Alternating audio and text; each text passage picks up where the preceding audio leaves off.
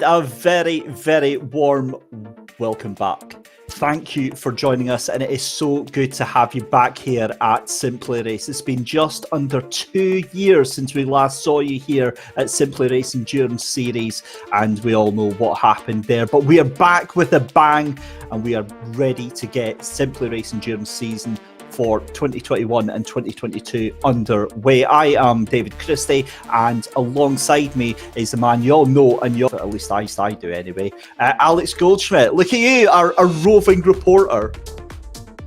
David, good morning, everybody. Welcome. It's a bit wet outside here at Milton Keynes, but we're in the warm and dry here in the brand new facility here in the centre of Milton Keynes for what is, I think, if memory serves me correctly, season 5. So we've got our own sort of way of a super season here. Really good to see the drivers actually in person for a change, rather than being on the other side of a Zoom call, David. It really is, and me and you have worked quite a lot over the past 18 months to 2 years, and I've got to say, right off script, that little camera shot that we had cutting to the venue in there actually made me feel a bit emotional there. Seeing so many people there, smiles on their faces, ready to go and ready to take part in this event. Yeah, it feels good to be back, doesn't it, Alex? Fantastic circuit for the season opener, the Buddh International Circuit based out of India, and actually next month celebrates its 10th anniversary. It hosted the Formula One Indian Grand Prix back in 2011 to 2013, and the car that they're running with is the all-conquering Cadillac Daytona Prototype International. Under the current IMSA regulations, it runs with a 5.5 litre engine, producing around about 580 brake horsepower, tons of aero, tons of downforce, and it's going to provide a lot of entertainment over the 12 hours of racing for round 1 out of 5.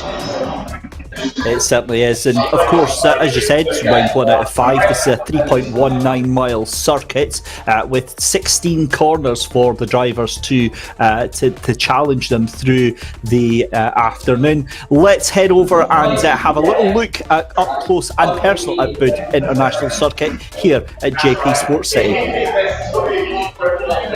Circuit here in the Simply Race Endurance Series as our 5-round journey to the 24 Hours of Spa begins here. The Indian racing circuit was built and completed in 2011 for an estimated cost of $280 million. Sadly, usage in international motorsport has been troublesome. Used mostly for national-based series in the modern day, it's a circuit that did go down well with drivers originally, courtesy of its fast-flowing, high-speed, challenging sections. Let's take a look then around this Herman Tilke built circuit and that run into turn 1. Quite a tight corner into this very fast, long left-hander into a very, very tight hairpin. Extremely critical though to get a good exit out of this one, as the straight that follows is very, very long indeed. One of those primary overtaking opportunities right at the end of that with turn 4. Great to get a lot of your traffic out of the way in this section of the racetrack, because once we've headed down the hill from turn 4 into turn 5, there is a lot of tight, twisty areas of the racetrack where getting tripped up in traffic is going to be a prevalent feature of this venue.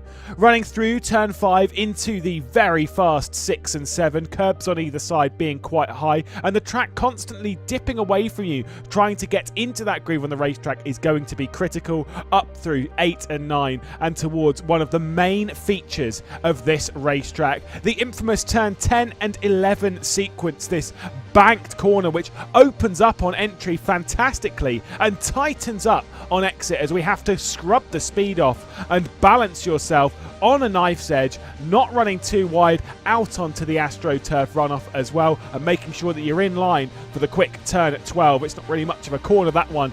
Then we balance ourselves for the uphill 13-14 as the track starts to climb a little bit towards the penultimate corner on this racetrack. Running around the fairly fast flowing 110 degrees corner before we drop downhill towards the final corner of the racetrack. Pit lane exit on the right hand side of the circuit, so watching out for that to cause some issues throughout the race. And that is a look at the Buddh International Circuit here for round number 1 in the Simply Race Endurance Series.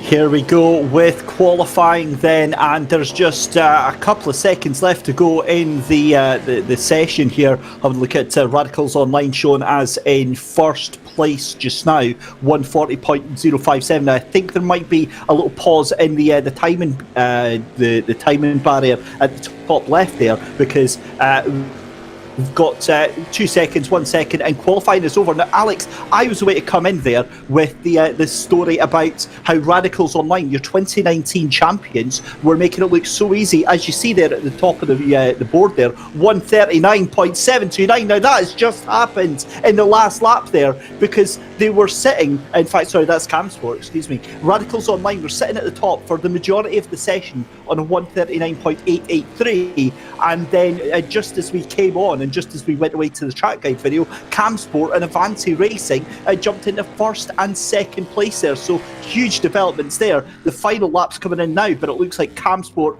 have the upper hand in qualifying. The trio was separated by about 15 thousandths of a second with about 2.5 minutes to go, but Avanti then threw the first haymaker, and it looks like the overhand right from Camsport literally has put the cat amongst the pigeons. A 1 minute 39.721, Avanti on a 1 minute 39.771, Radicals, the 2019 Simply Race Endurance Series champions, down in P3. Fordzilla were at the top of the timesheets in the early stages of qualification. But yeah, I mean, the laps just came in, and I think I heard from Pod 5 that where Camsport is based, they've got the likes of Christian Kelly, Ben Brown, and Chris Wilson, known within the Simply Race British Championships as well, amongst others. Callum Cripps running with Radicals Online. He's very, very handy in real life as well as behind the wheel of a sim. But Camsport, there was a big cheer when they realised they got provisional pole, and they went and did it again, 2 on the bounce. So the finishing order is Camsport puts it on provisional pole, Avanti on the front row alongside Radicals, then it's Barracuda, who I must be completely honest have one of the best sets of teamwear here in the venue here at Milton Keynes. Then it's Fordzilla. You've got the likes of Sean Arnold and Charlie Crossland in that crew here actually in real life. It's really funny seeing all these people without having to worry about talking to them over a Discord stream or something like that. Then we've got Kadan. Yeah. So here we go then, results of qualifying. It is Camsport that take pole position 139.729. Alongside them on row 1 of the grid, Avanti Racing 139.771, just 4/100ths of a second behind. Radicals Online in third place.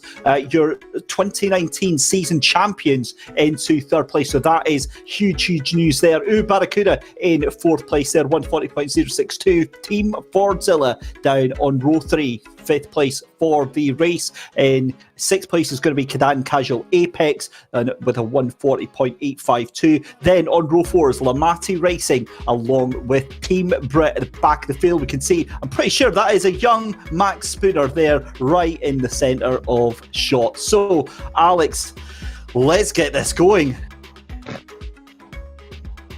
Before the 12-hour race itself, we're going to try and hopefully get a word with one of the drivers, hopefully the driver from Cam Sport Fire that set that fantastic lap in the 139.7s there, beating Avanti Racing by the narrowest of margins by less than half a tenth of a second. And I'm really buzzing. I mean, to be honest with you, I've always kept an eye on the Simply Endurance Series, David, and now...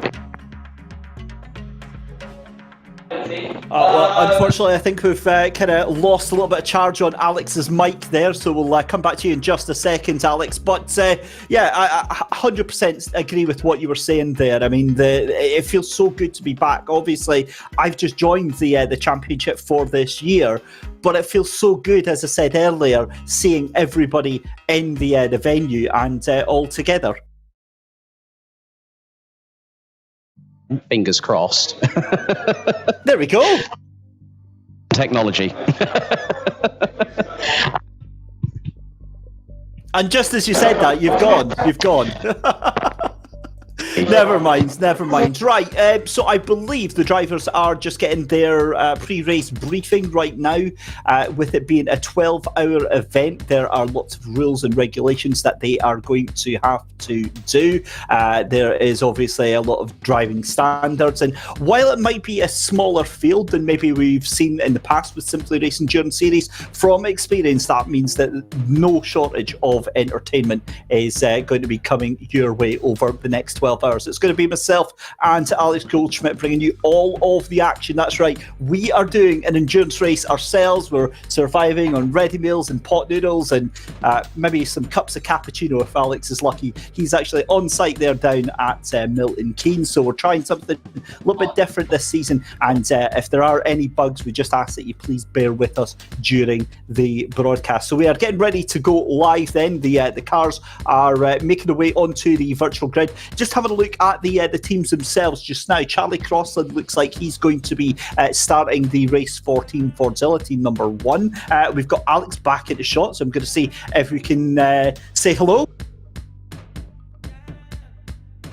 That'll be a no.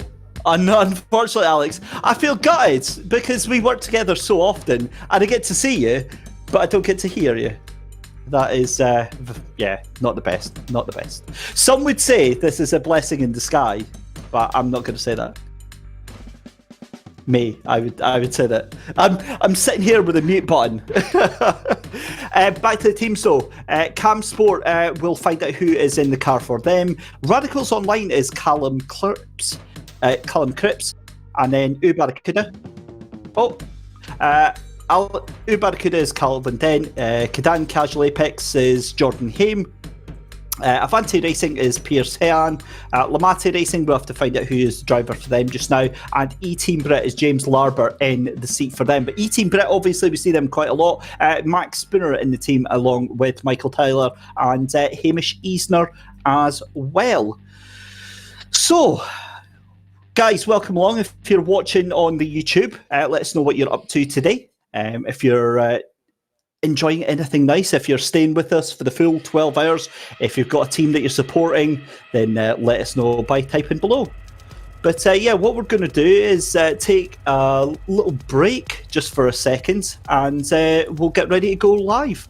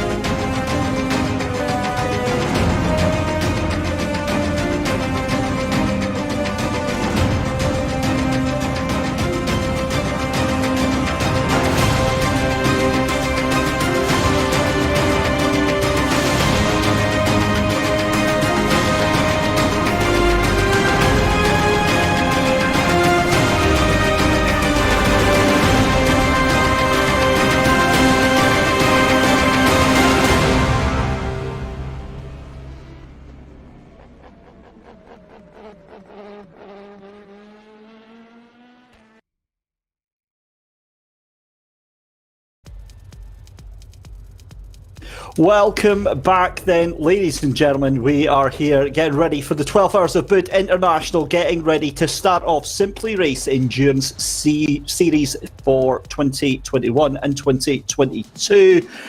We're about to head to the track. Alex, I am beyond excited for this. That is a rather naked-looking DPI car, so we'll just glance over that for just now. But just confirmation, Cam Sport then on pole position alongside Avanti Racing. It's then Radicals online in fourth place. Fifth place is going to be fourth place is Barracuda.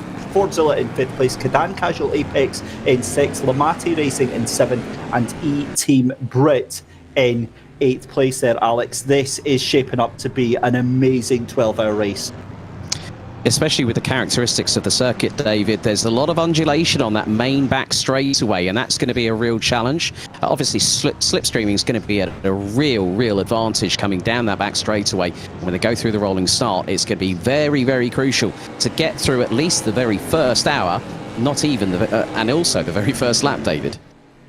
Well, we are getting ready, and as I said, with 8 cars taking part in this race, normally you'd be like, I'm not sure about this, but having commentated on series with even less, trust me, that is absolutely no barometer of the level of intensity and excitement that we can expect, especially with these DPI cars, and especially since this is the opening round of the championship. 5 rounds in total. We head off to Monza next time for the Imola, for the 6 hours of Imola, then it's 6 hours of Road America, and then 12 hours of Portimao, with the final being 24 hours of Spa.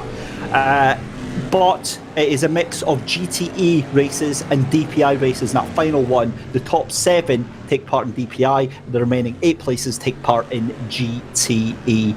But we are currently making our way around. This is Barracuda that is on track at the moment, currently in 4th place around the formation lap here, Alex. And just give us a sense of the excitement in the venue just now.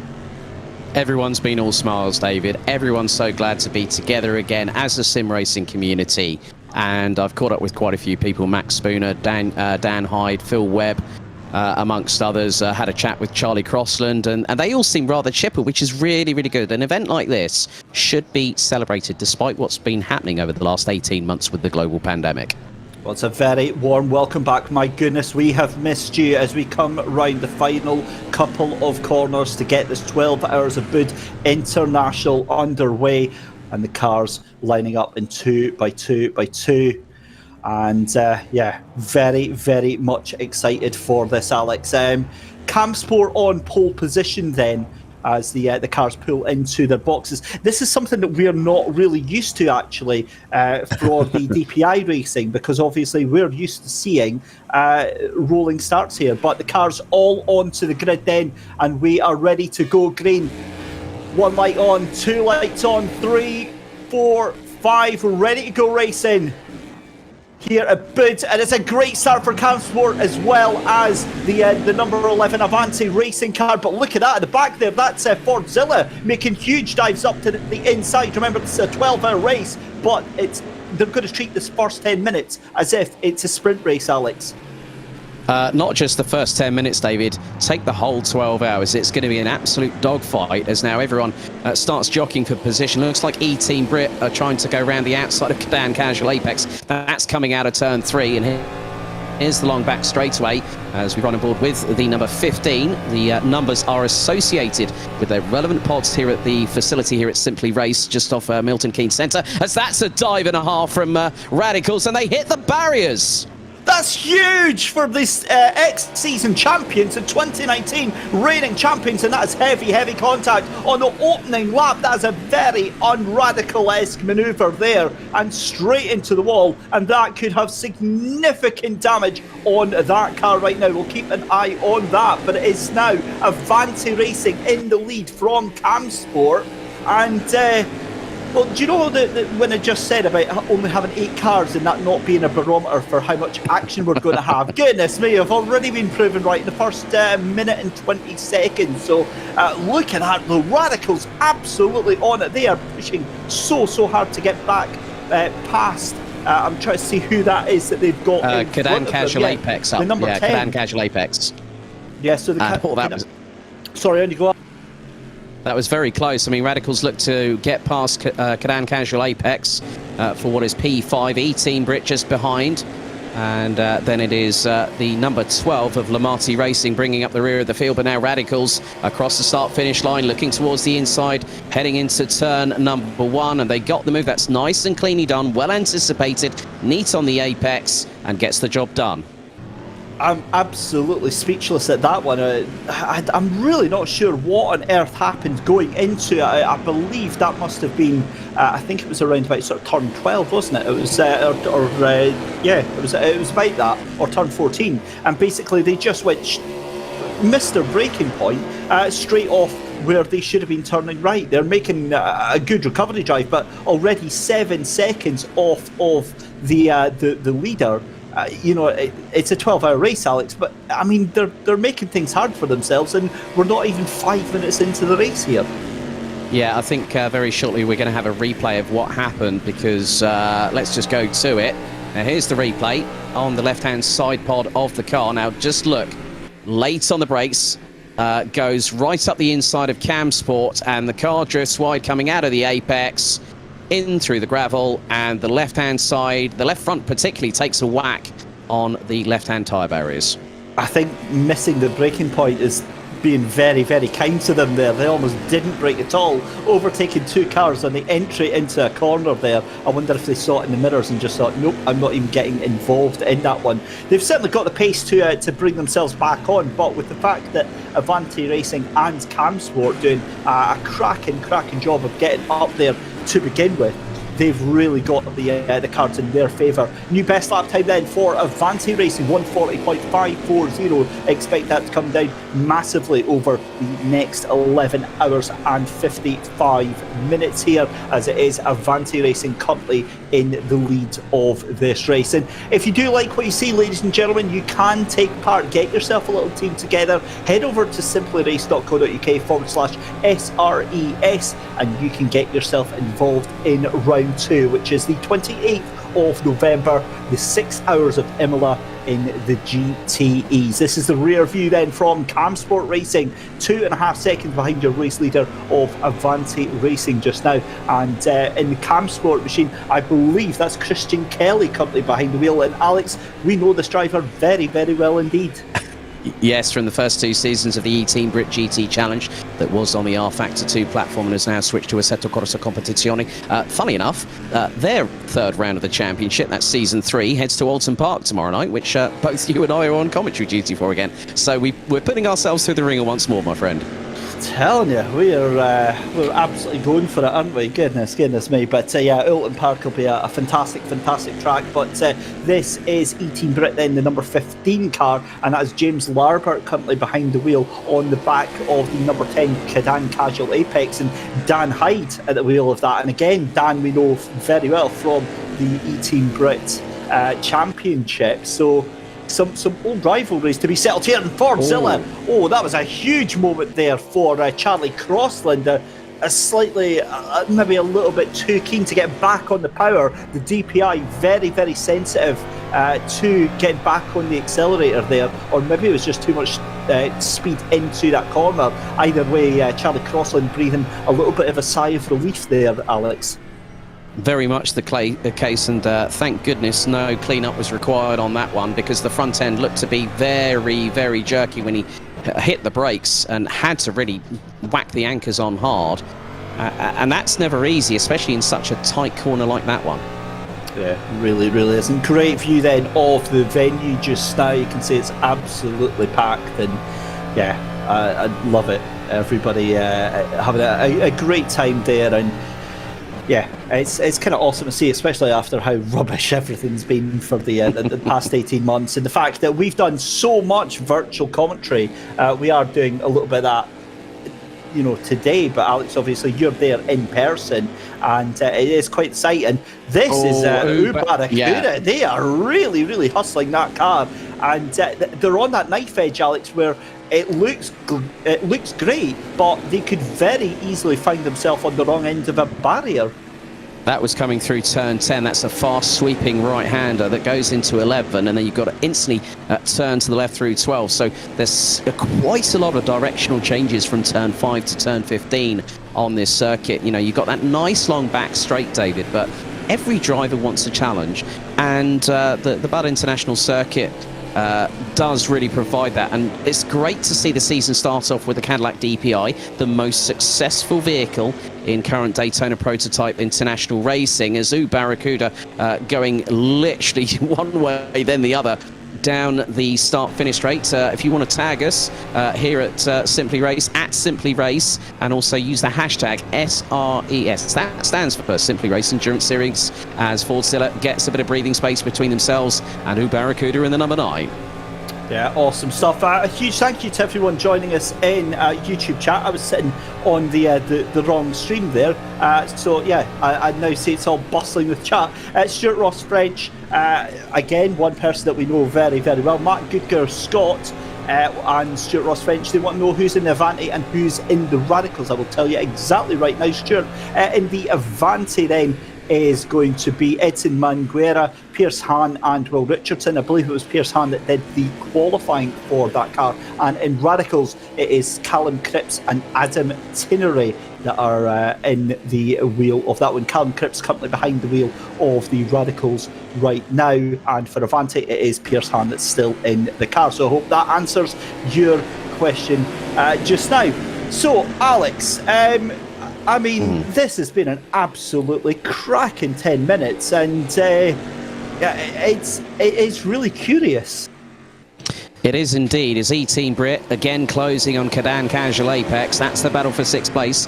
Lamati Racing not too far adrift. But one of the good things about the Daytona Prototype Internationals, I mean, you've had multiple different brands associated with that, like say Mazda, Acura, which is like effectively the Lexus of Honda, so to speak, over in the United States of America. Whereas we know the Honda NSX is what it is, but over in the United States, the Honda NSX is badged as an Acura.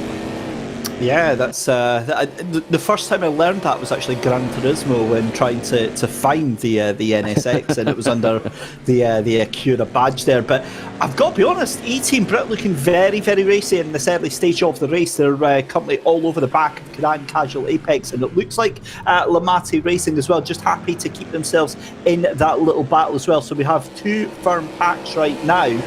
You've got Avanti Racing Company 3.8 seconds ahead of Camsport Racing. Then you've got Camsport, Fordzilla and Barracuda all bunched up together. Radicals Online kind of out in the middle of nowhere right now. They're 10 seconds behind the leader, but about 4 seconds ahead behind that 3-car battle there. And then another 13 seconds down the road, you've got this little battle here as well. So proof really that all skill levels, all pace types are catered for with this championship. But let's talk a little bit about this circuit here, this Buddh International Circuit, Alex. A fantastic track, and given obviously F1 has been here, I think it's got more in common with the likes of, say, Silverstone or Spa, that wide undulating constant attack for the drivers here. Yeah, very much the case. In the meantime, fastest lap now goes to Charlie Croston of Team Fordzilla by just 4 1,000s, a 1 minute 40.536. I mean, looking at the track itself, a big thank you to Lewis McGlade for the track guide there. He's, I think I saw in his Twitter feed yesterday, he was currently at the ADAC Sim Racing Expo at the Nürburgring, so good to see he's managed to get himself over to Germany. But yeah, looking at, say, turns 6, 7, 8 and 9, not too dissimilar from Maggots, Beckett and Chapel at Silverstone, but you could say that there's quite a lot, maybe a little bit of correlation maybe with Circuit of the Americas from turns 11 to 13, very fast section there. But there's always these hard braking zones, and now Lamatti Racing are now really coming up close to E-Team Brit, who's now trying to get a run. That is coming out of turn 3 onto the long back straightaway. Now this has a lot of undulation, so it's up and down. It's a bit of a roller coaster ride, and E-Team Brit very much in the tow of Radicals Online, pulling to the outside. That's brave if you're going to try and go around the outside of turn 4, and they look like they're going to try and do that, and they get more than a car length alongside. E-Team Brit struggles to get out of the corner. That gives Cadan Casual Apex back 5th position, at 6th position, and Lamatti Racing could have had an opportunity there. Yeah, that was looking very, very dicey. And at this early stage of the race, it's very difficult to get your caveman brain out of trying to attack the car in front of you, trying to get past the car in front of you, and instead thinking of your team and thinking of the race in general. But a lot of pace in this E-Team Brit car. I mean, you've got to feel that in a moment, Cadan Casual Apex is a bit of a bottleneck to this team. However, we've said this time and time again, Alex, it's one thing catching up to the car in front of you, actually getting the opportunity and getting past them is another. And I've got to be honest, I think Lamatti Racing are just poised, waiting to pull the trigger here. It's a bit wide there from Cadan Casual Apex. Now E-Team Brit looking to try and get through, but they're just waiting. They're biding their time into the next left-hander. All 3 cars using a bit of apex there, a bit of curbing on the inside. And that was coming out of the final corner, the 16th and final turn. Along the start-finish straight they go. But Fordzilla, in the meantime, have been slightly closing on Camsport Fire. But Camsport Fire in Sector 3 have just responded with their personal best that was over 0.3 of a second quicker. Brilliant, brilliant stuff in this cracking little battle. E-Team Brit contact for Cadan Casual Apex. They tried to take it too tight into the corner, and that has cost them dearly. Lamatti Racing up into 7th place there, and E-Team Brit, I don't even think that was a move. I think he just tried to take the tight apex of the corner. Cadan had a very different line indeed, and some slight contact to the front left of the E-Team Brit car. It's not really going to cost them massively. They'll be able to regroup, but Lamatti Racing now looking very, very fast indeed. They're all over the back of the Cadan Casual Apex machine, and I wonder if they can get the move done themselves here. Yeah, on pure pace, it'll just be a case of waiting and seeing what happens. And finding out. I mean, we're now, into the first quarter of an hour of this 12-hour race. We're in for the long haul here.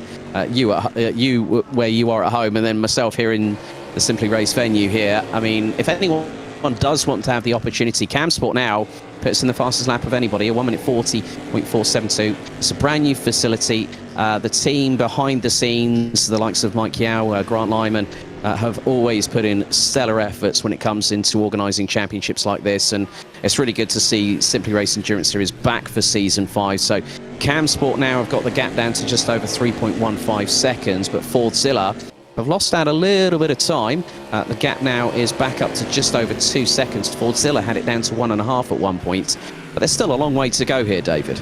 Yeah, there really, really is. Tyre management, strategy, fuel saving is all going to be the order of the day, and that's what's all going to develop over the next 12 hours. Don't be surprised if you start seeing some cars spread out through the course of this race, but as they start to lap each other, that's going to come into factor as well. And if anything, Alex, I would say the fact that there's only 8 teams here actually adds more pressure, because you're putting more pressure on yourself to perform, because, you know, it's like, oh, there's only 8 cars there, so I need to, there's no excuses for not getting a good performance, when in reality, this is still an endurance race. Just surviving an endurance race of any sort of class or caliber is an achievement in itself.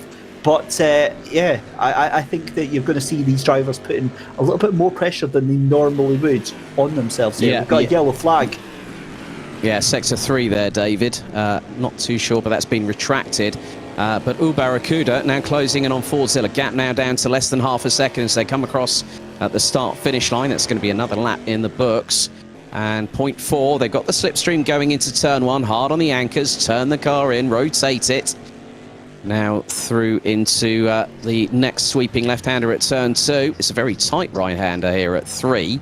And, oh, Barracuda nearly had a bit of an opportunity there. A little bit wide from Fordzilla. And now the long back straightaway between turn 3 and 4.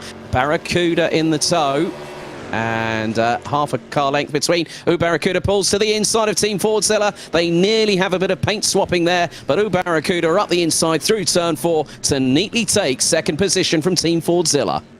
Great move there, and yeah, but I think Fordzilla get the cut back. It was too deep.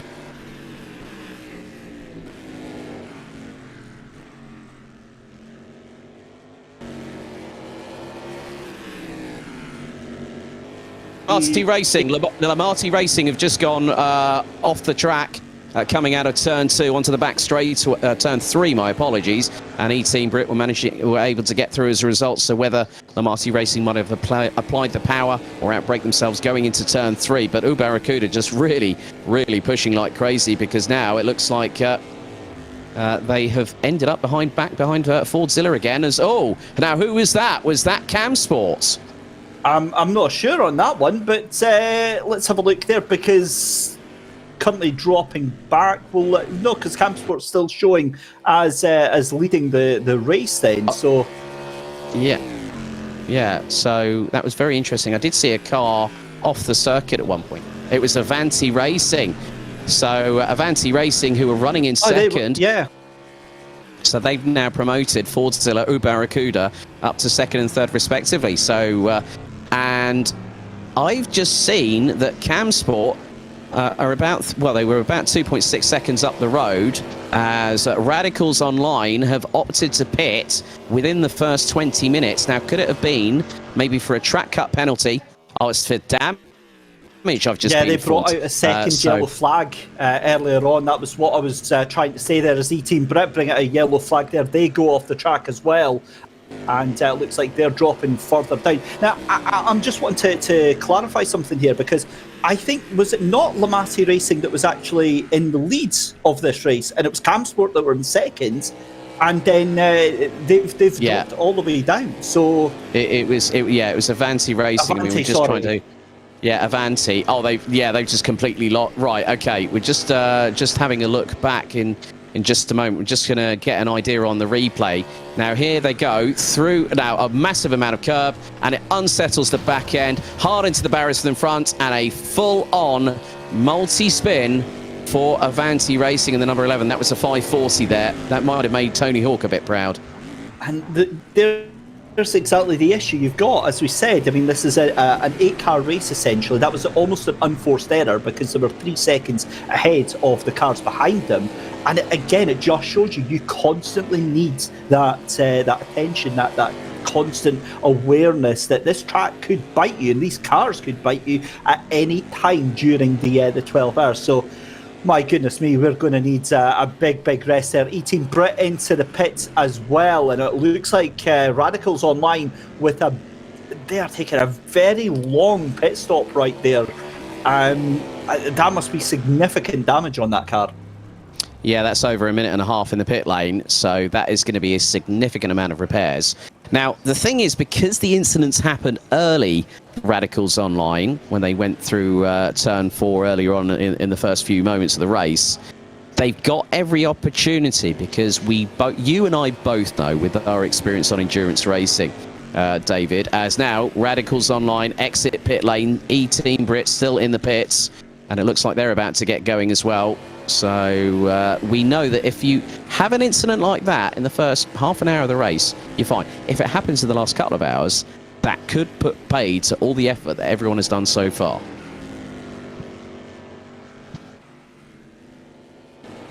Yeah, it really, really could.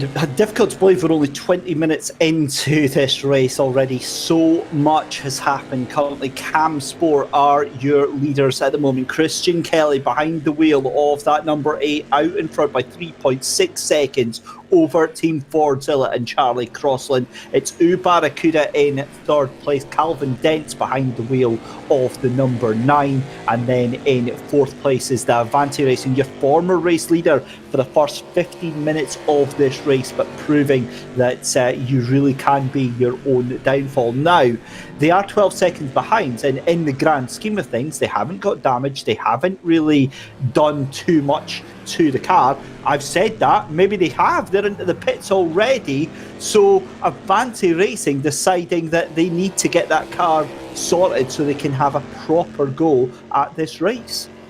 Well, I mean, especially with the characteristics of the car from a mechanical standpoint, you've got to have mechanical sympathy with these cars, and especially when the car itself, it has an X-Track 6-speed sequential semi-automatic paddle shift gearbox, but it has double wishbone independent push rod suspension. Now, push rod suspension can be fragile at its very best, especially with the significant hit that Avanti Racing had.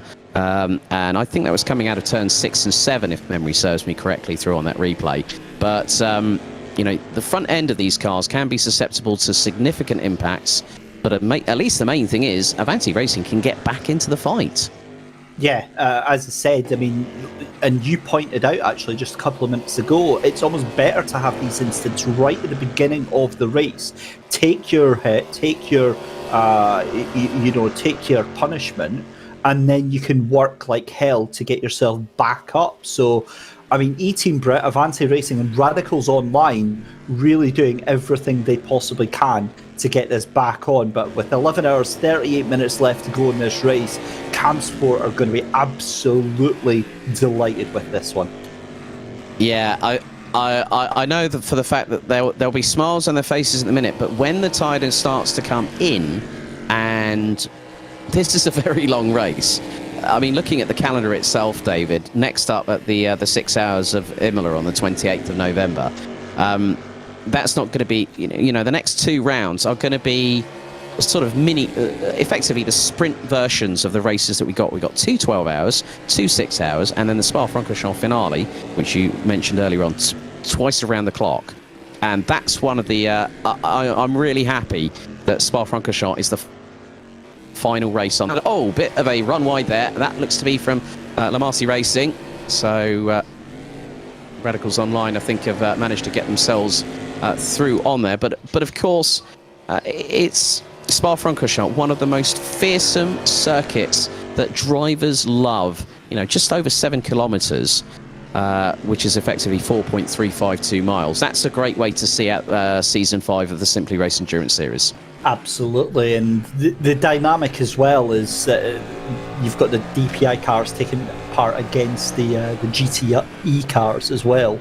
The top 7 from the championship up until that point will be invited to race in the DPI cars, and then the rest of the field will be filled out with GTE cars, and just a nice, interesting dynamic to the end of the season. But we're on board then with Barracuda at the moment, currently trying to chase down Team Fordzilla, just half a second up in front of them just now. And as I said, Charlie Crossland behind the wheel of the car in front, but Barracuda currently being piloted by Calvin Dent as they come across the line down into turn number 1. And we've spoken a little bit about the track. It seems having never driven it myself, it just seems like an absolute joy to drive. And the one bit that got me, Alex, is, and this might just be me, but it's almost, there's something about this straight from turn 3 to turn 4 that reminds me of the Dottinger on the Nordschleife. Just when you see it on the other angle. Yeah, very, very similar. I mean, the circuit itself was designed by Hermann Tilke when it opened back in October 2011. But Barracuda are keeping Fordzilla very, very honest here. And it's not easy when you're flat out for the first 25 minutes of the race thus far. And the top 3 covered by a fraction under 5.5 seconds. Barracuda are closing again on Fordzilla, but going through turns 10 and 11. That's a really, really nice complex. It's a bit of a reverse carousel also, a reverse of the carousel also on the Nürburgring Nordschleife. So there's really nice, interesting cambers as well that are going to push the aerodynamics of the car, but it's also going to test the drivers, because effectively through the force feedback, through the steering wheels, they're going to get a real sense of how hard their arms, their forearms, their cores, the core strength and everything. That's one of the things that a lot of people have a misinterpretation of how difficult it is to go sim racing. It is just as difficult for any racing driver, be it sim or in real life. You are putting yourself through the ringer, no pun intended. Yeah, and new best lap time then from Avanti Racing, down in 5th place. They're really pushing hard to get back on it right now, but you're spot on when you say that, Alex. And I hear from real life drivers quite a lot who try their hand at sim racing and they really struggle with it, because what they can't comprehend is the fact that they rely on their real life body signals, so like the feelings, the G-force, the feeling of the car, whereas sim racers have to get all of that from the wheel itself. And it's much like sensory deprivation. It enhances the other senses that you have, and that's what sim racers, or some of the best sim racers, are able to achieve. Of course, this taking part on one of the much lauded platforms, R Factor 2, which is when a real resurgence as of late, being bought over by motorsport games and widely renowned for having one of the, if not the best physics engines in all of sim racing. And a lot of drivers enjoy using R Factor 2 because they find it easy to transition between real life driving and sim racing. Well, I mean, when you look at the race all-stars with the likes of Tom Coronel, Jenson Button, Fernando Alonso, amongst others that competed in that series, I think even at one point Sebastian Vettel and Emerson Fittipaldi even took part in that. As we're back on board with Barracuda closing up, and the gap now is fluctuating. It's a bit like a pendulum swing at the moment. Barracuda close up in the brakes, but then going through certain corners, especially turns 10 and 11, Fordzilla is really able to use the aspects of the Cadillac DPI, the chassis built in conjunction with Dallara, who have also helped to construct the DW12 that is currently running in IndyCar. They certainly have. Here is Radicals Online trying to undo some of the damage that has been done. Now, what I've noticed as well is, now, have Radicals and Avanti got themselves back onto the... surely not. They can't have got themselves back onto the lead lap there. I think that's a little bit of a hiccup with the timing screen there. In fact, that's because we're looking at Radicals Online there just now. But I noticed that E-Team Brit had actually got themselves onto, or remained on, that lead lap. How important, as the race goes on, do you think staying on the lead lap is going to be? It's going to be very, very crucial indeed, because we all know that pit stop strategies are going to be crucial. Some drivers might, some teams might put in their fastest drivers first, and then they might say, well, okay, we're going to put you out on a lighter fuel load. Let's see if we can close some time. And it's about those that navigate over the course of the next 11 and a half hours how their strategies are going to work. Radicals Online and Avanti Racing already have both had significant incidents within the first 20 minutes of the race. So their strategy is going to be off kilter, and they've got to adapt to that and work along with what the revised plan is going to be. Who are they? Are they going to keep the same driver that was out in the first part of it for the first stint or two? It just depends on how the driver's feeling. And if a driver feels like they can actually go for maybe a double stint, and they still have that that energy release, which isn't too excessive, and they're calm, they're cool, composed, the heart rate is down, but the adrenaline's still spiking up a little bit. That could be the difference between making one position or not making that position at all. Yeah, I think you're absolutely spot on with that. As we say, the Radicals Online of Callum Cripps just taking up the inside there of Cadan Casual Apex's Dan Hyde, and that was a move that you saw coming about 15 miles off, really. Dan Hyde just not able to keep grips with that Radicals Online. Of course, it means absolutely nothing on the leaderboard other than it's just another car that they're trying to get unlapped from that Radicals Online. There's Barracuda taking a bit of a scenic route through the corner there, trying to catch on to the tail of Team Fordzilla. Charlie Crossland doing an excellent job of holding on to that second place, but Barracuda, they've looked threatening, but they just haven't been able to make the move stick. It's like they push really, really hard, but they seem to come into some sort of grief, some sort of hassle, and there's confirmation there.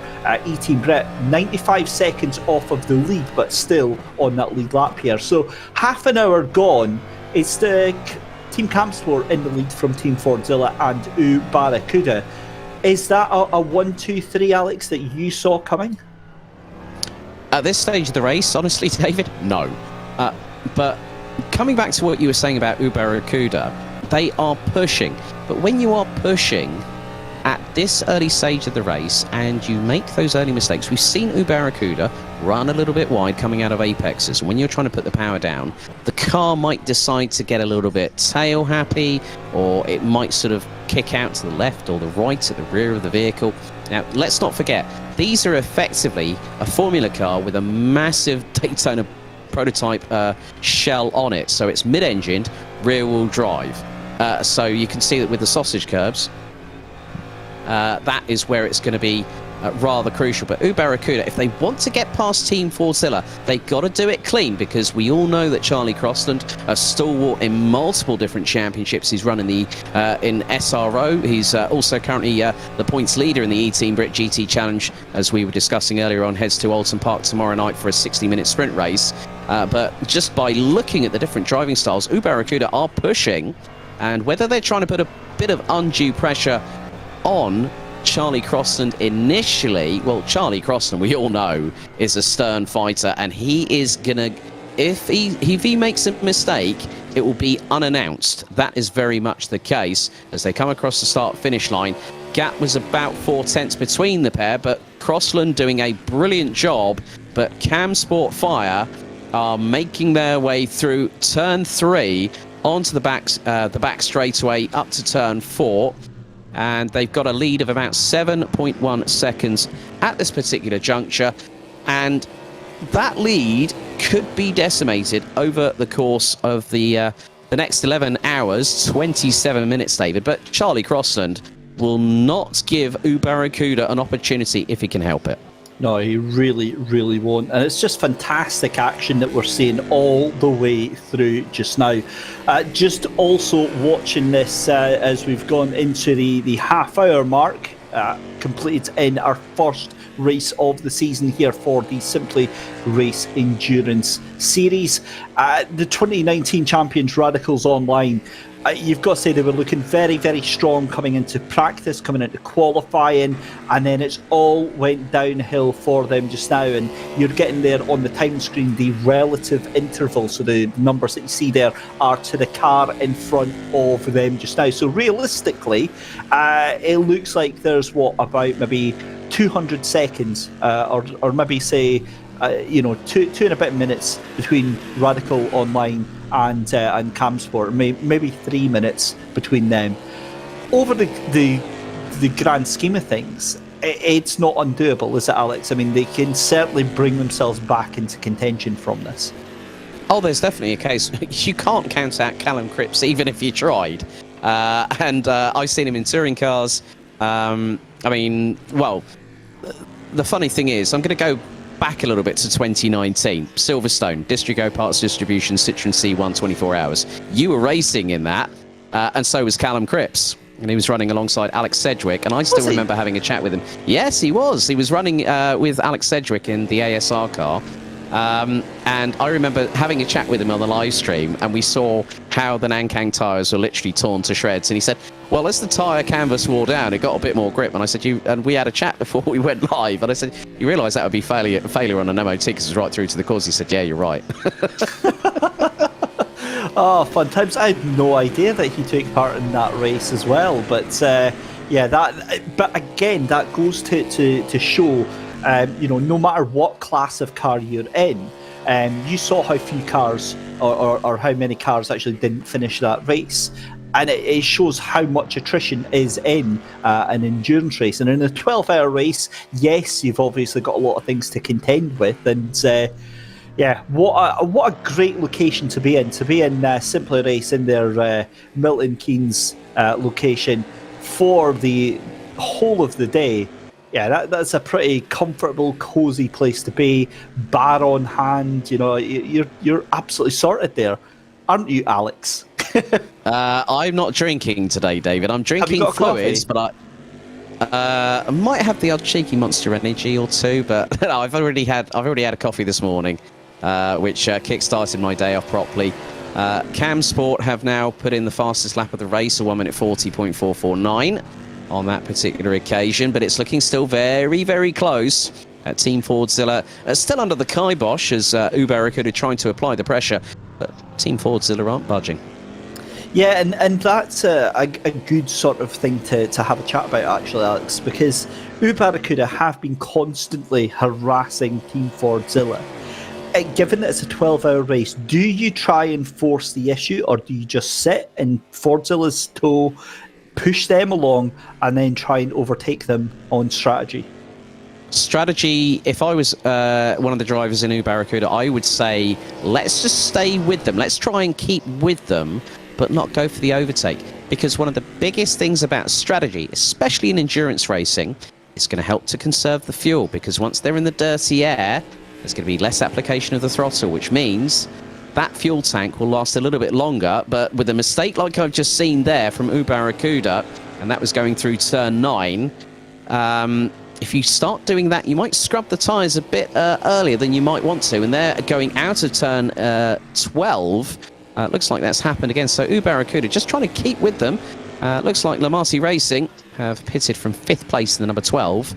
So, yeah, I think in the longer-term strategy, Barracuda can push. But if they keep on pushing like they are, if those tyres start falling off a cliff, what's going to happen there? But they both come in at the same time into the pits.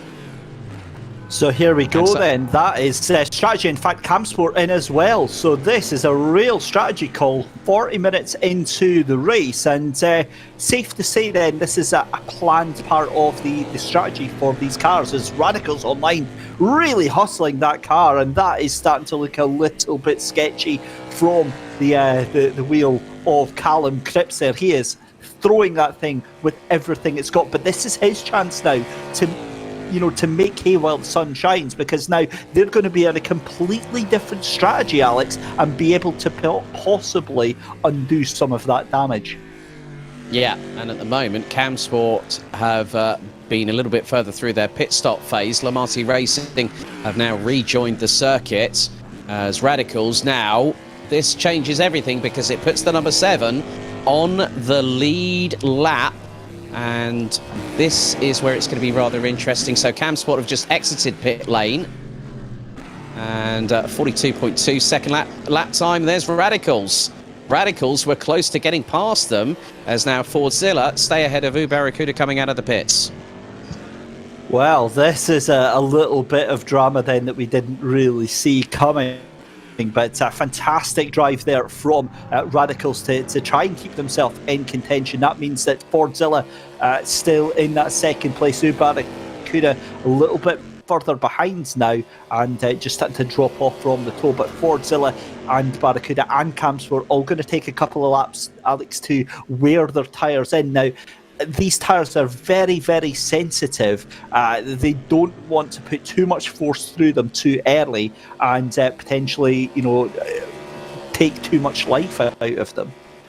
There's a lot of lateral sideways movement with the sidewalls of the tyres, and that's where the real damage gets done over the course of the race, because you've not just got to manage the tyres in terms of the main sort of compound that is going down on the track, but it's also those supporting sidewall elements that connect to the alloy wheels on the cars, and they're just as pertinent. And we can see that sometimes if drivers are hitting curbs too hard on a regular occasion, what can happen is that punctures might also come into play. Yeah, for sure. And the other thing that impresses me is the fact that this is now completely neutralised the race, as it were, given that the pit stops now have come and gone. It now gives us an idea of when we can expect the pit stop. So roughly, I would say, Alex, then every 40 minutes. So the next ones then will probably come with around about 10 hours and 40 minutes to go in the race. So we can then work backwards and try and work out how many pit stops these cars and teams are going to try and do. I think also you've got to factor in the tiredness, because we're 40 minutes into the race, and you look at it from this perspective, energy levels will start to wane. They'll start to dissipate. Granted, the adrenaline will be flying through the roof here at the Simply race, and especially in the pods. But as the race progresses on, mistakes can be made when energy levels are not at a premium.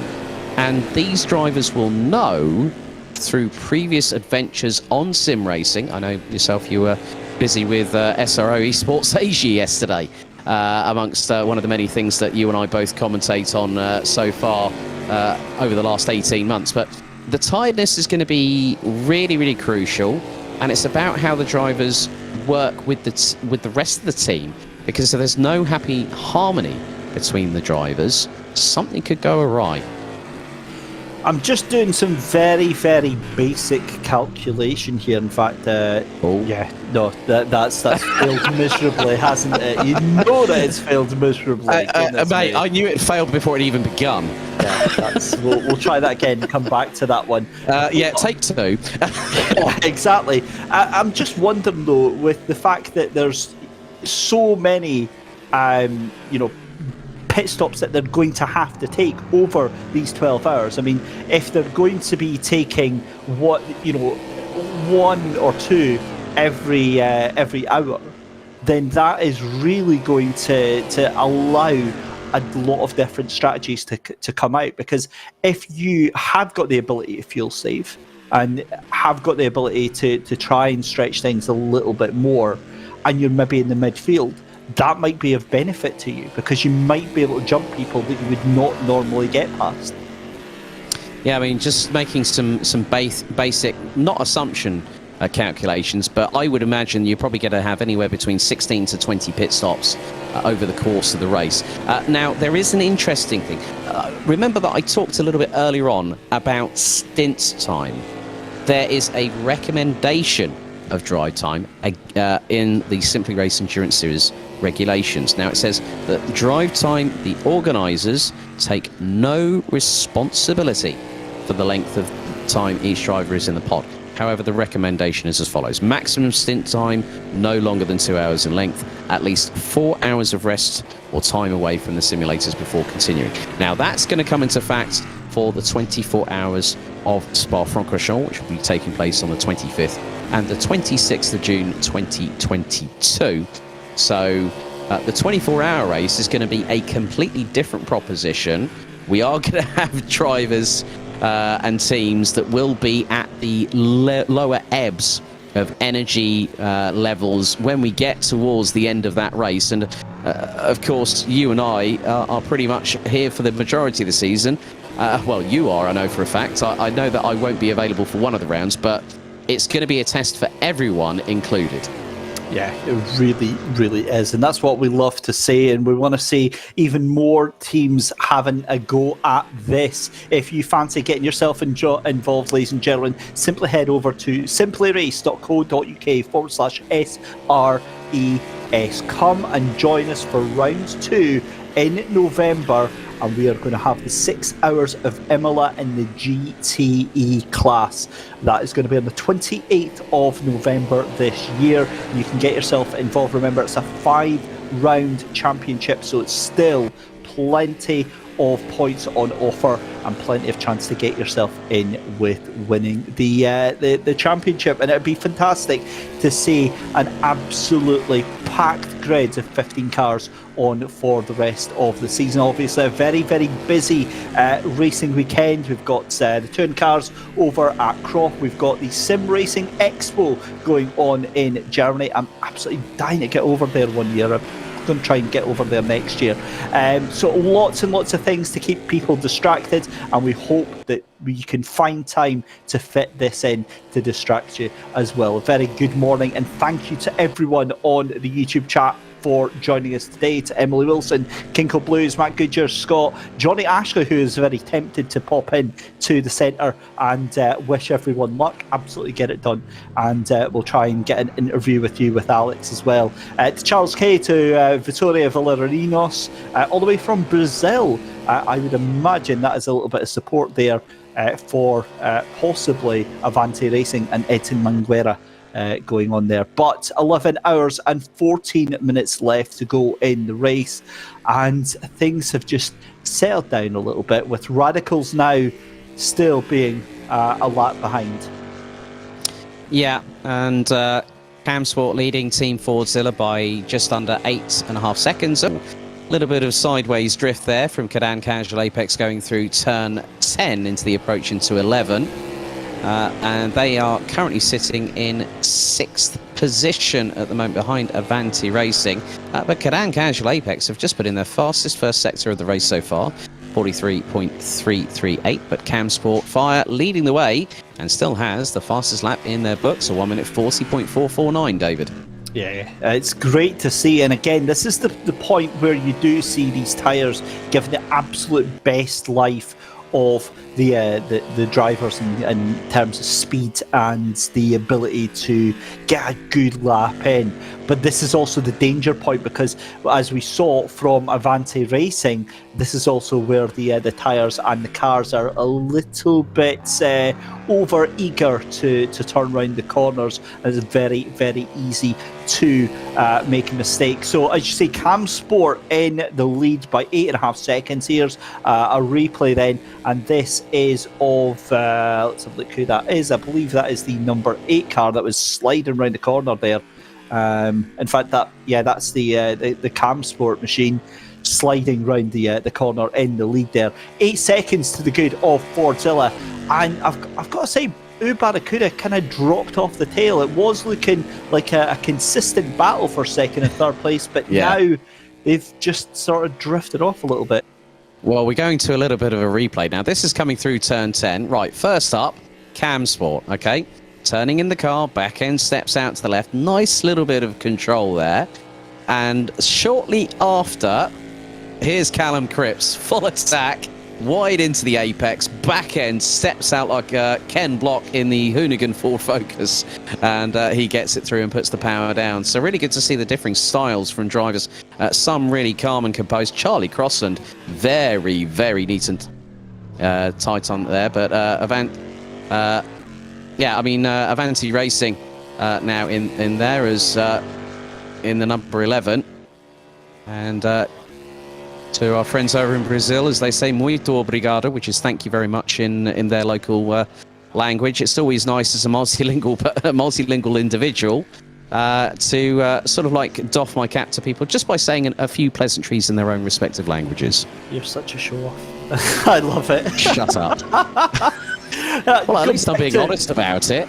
Come back to Callum Cripps and the Radicals there. We saw that clip of Cam Sport going through the corner, and then the Radicals driver of Callum Cripps. The Hoonigan reference was absolutely spot on. You literally took the words right out of my mouth. He looked like he was just hooning it round the corner, like a very late great Colin McRae would, and full on the beans. And do you know what? He's got the pace to do it, but this Radicals team, I think this has been a bit of an eye-opener for them to end the season as champions in 2019 when we last saw you. How crazy does that sound, by the way? 2019. It does. Almost 2 years since we've had the Simply Race Endurance Series on the go. But yeah, to go there and to be last on the first race an hour into the race, it's very, very difficult one. Actually, Matt Goodger Scott brings up a brilliant point. I'm talking about them getting to that sweet spot in the tyres, but for the most of them, it could very well be that they've got the same tyres on that they had already. Yeah, I mean, the thing is, you can double stint the tyres, but it's all dependent on how the tyres have evolved in terms of the degradation. There is going to be R Factor 2, very, very known for its characteristic dynamics in terms of the evolution of the track. If there's any marbles on the side, there's a bit of a wobble there for the Radicals Online car. As Lamati Racing look to be closed in by Cam Sport, and that's going through into turn one, then into this sort of parabolica-esque corner like Hockenheim through turn two, and then it's a bit like a bit of a reverse circuit in the Americas. There's that uphill climb as Lamati Racing gets out of the way of Cam Sport and kicks up the dust a little bit, and there's Radicals Online just behind as they all head their way down the back straight between turns 3 and 4. Yeah, I mean, it's just about the evolution of the track itself, how it's gone on across it. And, yeah, it just goes to show that it's about how the drivers manage the tyres. They've got to manage the fuel load. There's so much that is going through their minds at the minute. The cogs are working overtime. That's not forgetting the amount of upshifts and downshifts they're having to do during the lap. For sure. And it's just... It's fascinating to see how this all unfolds, because we saw Radicals Online, right? We said that they're at the back of the field, but I mean, realistically, they've got a second to catch up to Lamati Racing. Once they get past them, then it's 16 seconds to get onto the back of Cadan Casual Apex. Then it's 27 seconds to Avanti Racing. So again, it'll just be a case of chipping away. And here we go, Radicals Online then, right on the back of the number 12 car then of Lamati Racing, and currently behind the wheel. That was wild! Goodness me! But they get it done, and Radicals Online, that is one scalp done, and they're already back up into 7th place. Now, another thing that I'm keeping my eye on here, Alex, is Team Fordzilla. Do Fordzilla still no, Fordzilla have changed, because it's Jack Ashton now that's behind the wheel of that, and they're catching Camsport quite rapidly. Well, when you put a fresh driver in, Charlie Croston did a fantastic first stint there for Team Fordzilla.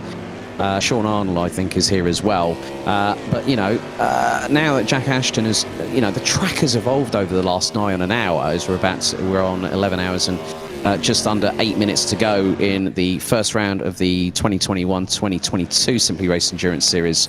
Yeah, I mean, the gap got down to about 6.8 seconds, and Fordzilla have got the fastest lap of the race, 1 minute 40.328. So there is no shortage of commitment for the Team Fordzilla, who are running in Pod 1. Yep, for sure. If you've just joined us then, thank you very much. You're very, very welcome to round one of the Simply Race Endurance Series, Season 4, covering 2021 to 2022. This is round one from Buddh International Circuit, JP Sports City in India. Using R Factor 2, it's currently Cam Sport in the lead by an increased gap now. Fordzilla maybe pushing a little bit too hard now. They've lost 1.5 seconds on that last lap there, and it is Team Fordzilla in second place. Ubarakuda in third place, then 3 seconds behind Fordzilla. Then E-Team Brit. Now this is the awesome story of the day so far. E-Team Brit were plumb last on the grid after qualifying. They are up into 4th position ahead of Avanti Racing in 5th, Canan Casual Apex in 6th place, and then Radicals Online in 7th place, still a lap down. And there goes Barracuda trying to catch up to the back of that gold car there, but it's not going to work. Oh, and a bit of a rude bump up the backside there. I was trying to find polite words, but being Scottish, that is actually quite difficult to do. And Barracuda there, that was an unfortunate bit of contact there, and I've got a feeling, was that the Lamati racing machine that they hit there? That was too close for comfort there, David. I think you were definitely right in what you said. You were minding your P's and Q's as always. But yeah, that was a rude awakening. And that was definitely a clean-up moment right there.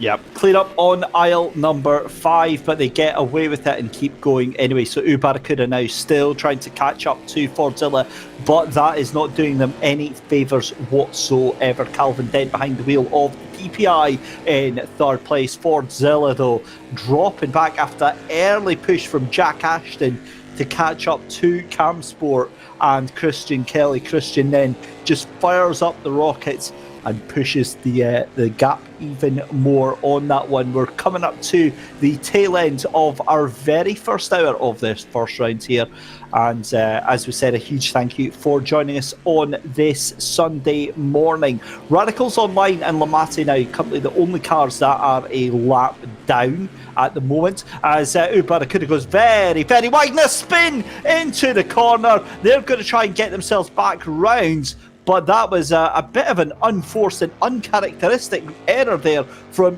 Barracuda on the final corner, on corner 16. That was around and around and around the corner, and I wonder if they've got some setup problems, or maybe it's a little bit of front-end damage there. Who knows, really? I mean, they were very, very close to the wall coming out of that final turn there, David. And realistically, if they've decided to go onto the tyres, and if the tyres have been scrubbed a bit, you know, because I said about this earlier, didn't I? If you're pushing too hard, the degradation is going to be absolutely amplified going through that first initial phase. And if you're trying to double stint the tyres, you could have possibly flat spotted them with that moment.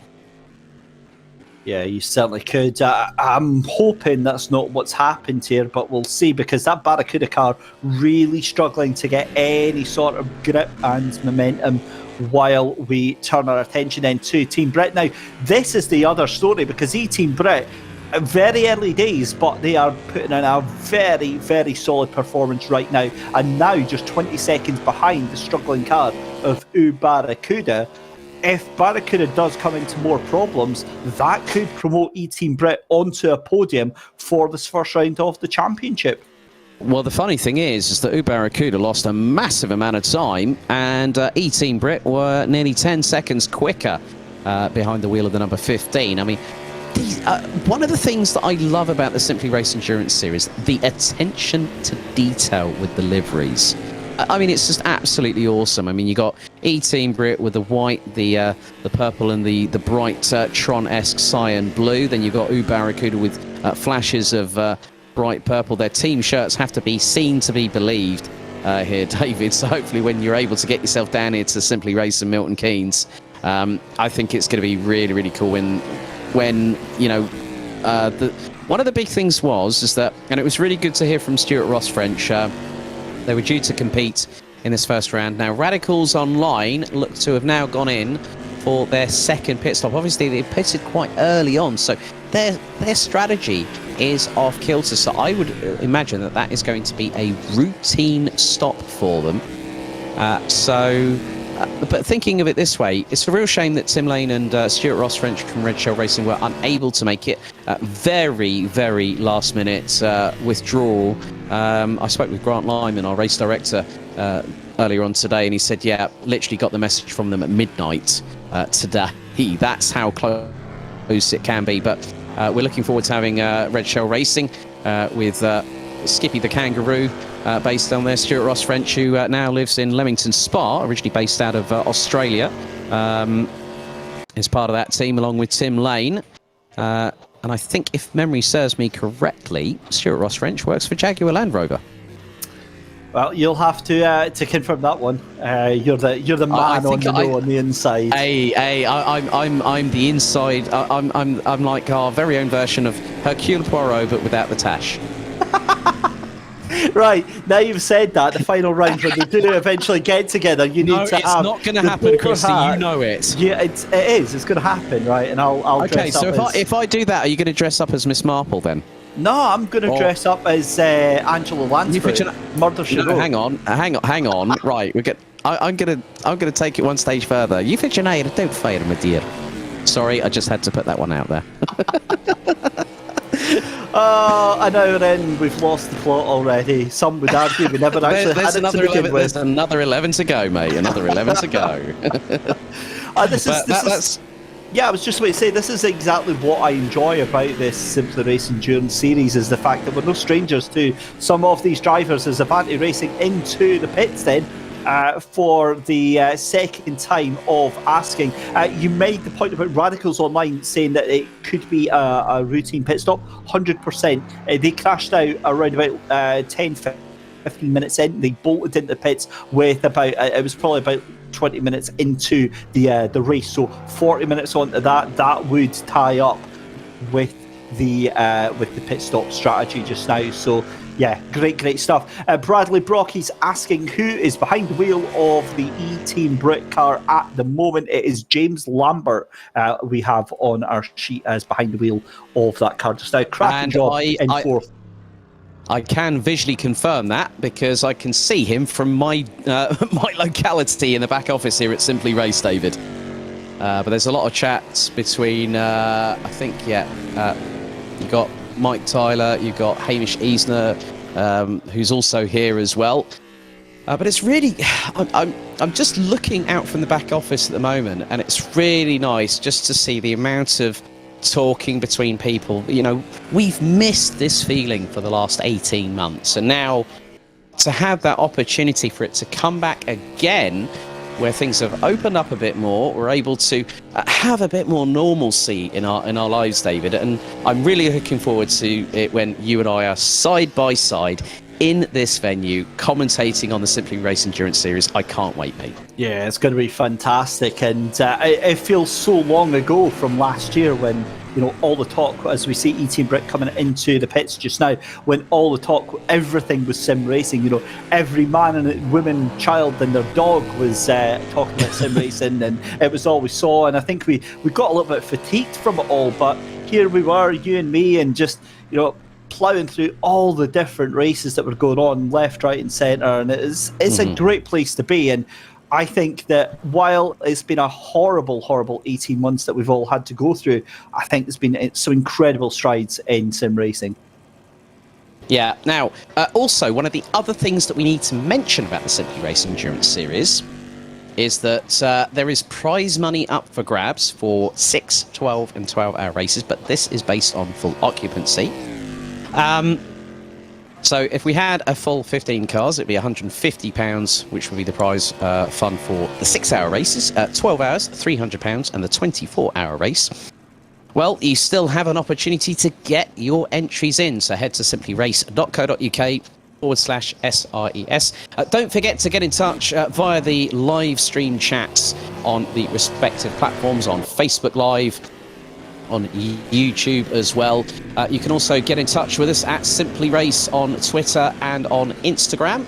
Alex, what has happened to CamSport? There was a yellow flag there, and they've dropped from the lead, and they're dropping down even further. So CamSport in some real trouble. They're moving really slowly onto the exit of turn 3 and 4. That's them just getting past there. Has CamSport run out of fuel?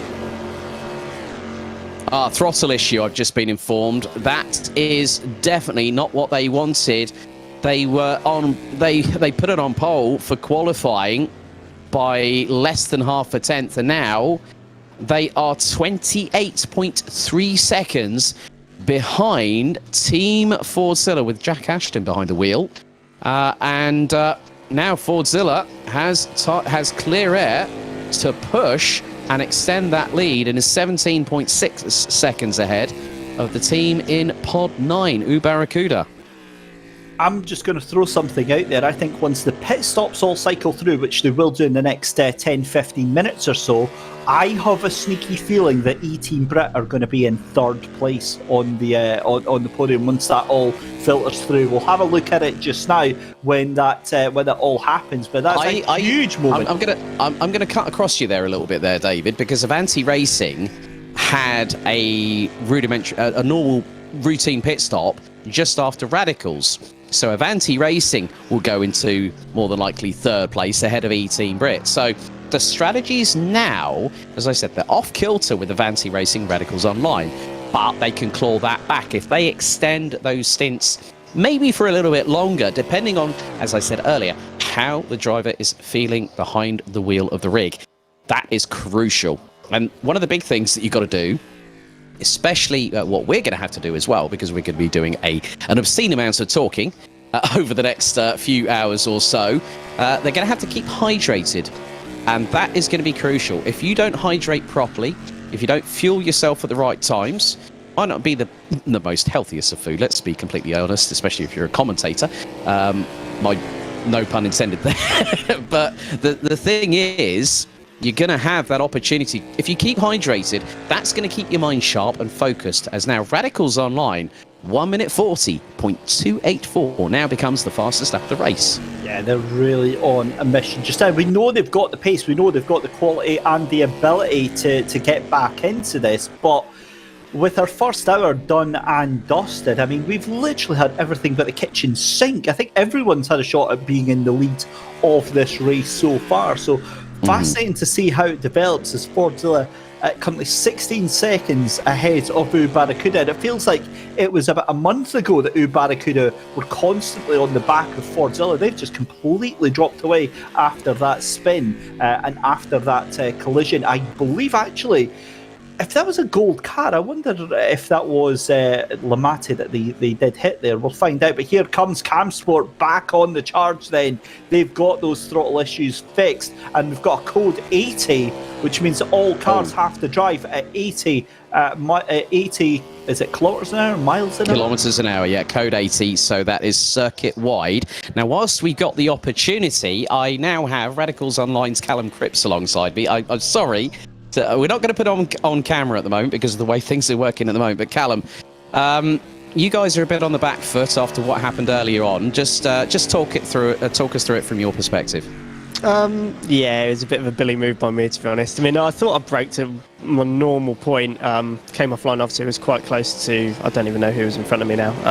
But yeah, pulled out, and then basically I was just a bit offline, didn't have as much rubber. Braked where I thought was the right point, and it wasn't, and nearly took out the leaders as well. So yeah, it was just a bit of a Billy move by me. But yeah, no, luckily I didn't hit anybody else. We had 88 seconds worth of damage.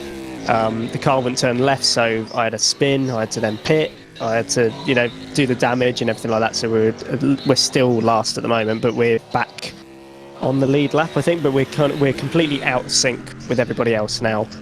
But yeah, we just can't try and claw it back. We got 11 hours to try and do it, I think, or 10 hours or whatever. So yeah, we'll give it a go. But at least the first thing really, in answer to that, at least the incident has happened early in the race. And I was talking to David a bit earlier on in the broadcast about that you can come back from that kind of incident significantly over the course of the race. Whereas if it's in the last hour and a half to hour to go, you're going to really be on the back foot. And at least by getting that sort of like kink out of the wire out early, that's going to help you with a slightly amended strategy to push forward and keep going. Yeah, absolutely. I mean, we've got a long time, and it makes it even, it's going to be interesting anyway. The top five were so close. But yeah, it's going to make it even more interesting because we're just out of it at the moment, and hopefully we'll jump back in, and it will be like the last hour that we'll actually know where we are. But podium potentially. I mean, there's 10 hours for everybody else to try and bin it as well. So hopefully I could just let everybody else bin it, and yeah, should be interesting. We'll see how it goes. I mean, obviously the leaders now, Camsport had a pedal issue, so they're now back in the lead, which is good to see. But those guys are very, very fast. Fordzilla are very quick. Barracuda fantastically quick. So Yeah, we're just trying. We got cars to pick off now, so we'll just try and pick everybody off, and then find out where we are in about 9 hours' time. So. Okay, Callum, all the very best of luck for the race. Thank you very much. Cheers. And it looks like, David, we are back under full green flag racing conditions. Yeah, we certainly are. Just to explain what happened then, because it was a hardware failure at the venue, which isn't obviously the team's fault or the driver's fault. It's not the venue's fault either, but because it's that failed on them, it was decided to basically do the code 80. All the other drivers, apart from Camsport, on that 80 km/h limit, and then Camsport essentially giving that place back to return things how they were. I think that's a very, very fair thing to do. Obviously, it's very difficult to do on an online situation, but for that, when it's a closed, almost like a closed environment, Alex, where it's a technical failure on that part of it, that seems the fair thing to do. Yeah, I think at the end of it all, you want to be everyone needs to be level in terms of the parity of this championship, and by having that application with a single vehicle that is on the R Factor 2 platform, and it's really good to have the Cadillac DPI as that sort of talisman for the class. We've seen it in other classes. I mean, we've seen it race at Spa-Francorchamps as well, amongst other. One of the more notable teams in real life that actually races this particular car is Wayne Taylor Racing, one of their hotshot drivers who I know from my journey in the DTM. Filipe Albuquerque from Portugal, very, very rapid driver. So it's good to have this car, and it looks rather menacing at the front, doesn't it? It really does, and it's got such an iconic look about it. It's such an aggressive looking prototype car, but it's an absolute joy to drive. It really is. It's so much power, so much agility, and the downforce, it has downforce for days. It is just great fun to drive, but very, very tricky, Alex, to master these cars. Indeed. I mean, they're 930 kilos in weight, and that is including driver, and you can just see how hard Barracuda again is. Well, I think it's not Barracuda. I think it's Barracuda that we're pushing again. They've now there was a relay from race director Grant Lyman to the team saying that you'll have a certain amount of track cuts, and he basically went on the words, it was 3, but it's going to be slightly more than that, and then Max Spooner instantly piped up and went 4 in the driver's briefing. Just wanted to make sure that he gets that in, yeah. And it was really funny because I think there was something that Grant said that I instantly retorted saying, right, you heard this from me. It's that whatever he said, I can't remember off the top of my head. I've had so much information to process this morning, it's ridiculous. I basically said in front of everyone, that's a race director curse, not a commentator's curse, whatever it was, but it made people laugh. So it's all about banter as well here in the Simply Race Endurance Series. People getting together again, being as part of a community, and having a LAN event like this, it's really great to see. Yeah, it really is, because obviously we've seen our fair share of endurance and team events, Alex, but let's actually talk about that a little bit more in depth, because how important and how different do you think that is for a team to be able to sit together and, maybe 2 or 3 other drivers and actually properly discuss strategy or properly just get to know each other, because it's very difficult to do that over, say, TeamSpeak or over Discord. Or a Zoom call, like we've been doing quite a lot of the time. It's great. The thing is that there is nothing like face-to-face interaction. It puts it on a different parallel in comparison, but picking up the phone or sending a text message or a WhatsApp message to a friend or making that phone call to someone who you haven't spoken to in years. But by being together in the same space, makes everything feel that little bit more visceral. It absolutely is. Apologies for the silence there. I was in YouTube chat replying to Matt Goodger Scott, who went to get lunch and asked what happened. I just explained that Cam Sport, after having pedal failure, there was a brief code 80 to return the lead to them and to return the race to that former state. But I'm looking between the lines here, Alex, and where it did look like Fordzilla were kind of falling back a little bit, but right now, I think Fordzilla are on a bit of a charge right now. Yeah, I think you're right there. And effectively, the way that they're starting to go in, their last lap was well over half a second quicker than Camsport. So Fordzilla are pushing. This is going to make things rather interesting from our perspective, because the way that gap, it's just gone down another 0.3. So from the way I see it, Fordzilla are closing. That gap's now down to under 4.9, and it started swinging to one other side. But from my perspective, it's getting closer. I think Fordzilla, they might have found a little bit there in the meantime to really close in on Camsport. So your guess is as good as mine. Have Fordzilla unlocked something in their Cadillac DPI? Well, it certainly is a potential right now. It does seem to go one way, then back towards the other as this circuit flows and ebbs through the daytime here at the virtual Indian circuit. It is a wonderful, wonderful location here. It's not a track that I was familiar with at all, really, before this race here. I'm very sheltered in my sim racing experience. If it's not Lime Rock Park and MX5s, then I don't have a clue what it is. but a fantastic circuit, and really, I mean, this is one that we need to see more often, because getting, say, 15 cars on this, I think 8 is a good number, because it gives us plenty of ability to look all through the circuit. I mean, goodness knows we've not been short on action for this, but Barracuda right now trying their best to hold on to that. I think that's a lap car behind them. I think that's actually Avanti Racing that's behind them just now. But all these drivers now and teams into their own little races, into their own little rhythms, and I think you're going to see Camsport, Fordzilla and Barracuda into the pits in the next 5 minutes. Yeah, I think you're right there, David, because we're approaching just over 10 hours and 40 minutes remaining. But Barracuda, whoever they've got, right, Fordzilla's just jumped in the pit lane. So that's pretty much on cue. So now Barracuda decides to jump into the pits. And the thing is, looking at the previous pit stops, when it's been a standard rudimentary pit stop, David, they have been in the pits for anywhere between 35 to 45 seconds.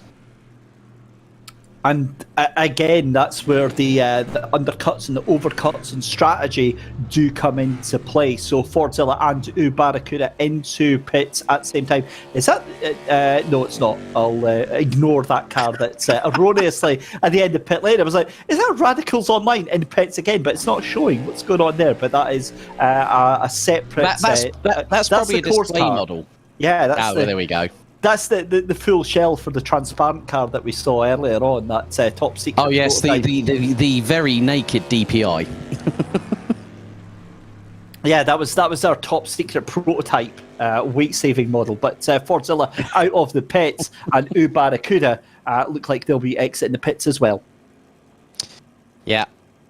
So Lamati Racing now in the pits as Barracuda just hitting over the 45-second mark in the pit lane. It's a little bit of a longer stop. Maybe they've taken on a little bit more fuel. So they might have found that probably their strategy was to go 53.9 seconds in the pit lane for Barracuda and Pod 9. Radicals Online, good to have a catch-up with Callum Cripps. He was very, very honest about the fact that his words, not mine, it was a bit of a Billy move, as he said. But one thing about Callum Cripps, he's always honest about it, and if he makes a mistake, he'll hold his hands up to it.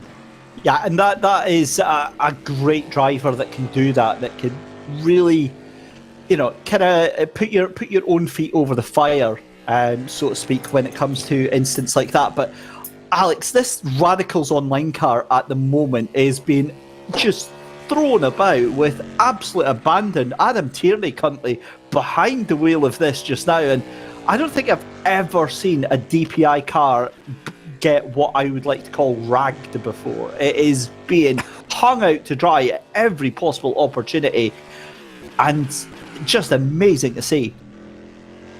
Well, you could use other words apart from ragged, abused. There could be there's another one that I could use, but I could be incurring the wrath of other people at the moment, and I'm not going to go there. But we've got Cam Sport has just come out in front. I think that was Cam Sport that's just been in the pits, and they've just exited out, and that is the case. So Radicals right on their back bumper, just trying to unlap themselves. As you say, that car is being driven with an inch of the rubber on its tyres. Absolutely is. So the pit stop cycle through then, it looks like Avanti Racing have actually jumped E-Team Brit then. So it's Avanti Racing in 4th place. And then you've got Barracuda in 3rd. And then E-Team Brit in 5th place. Radicals Online, Cadan Casual Apex, and Lamati Racing now a lap down. So we've got 3 cars a lap down.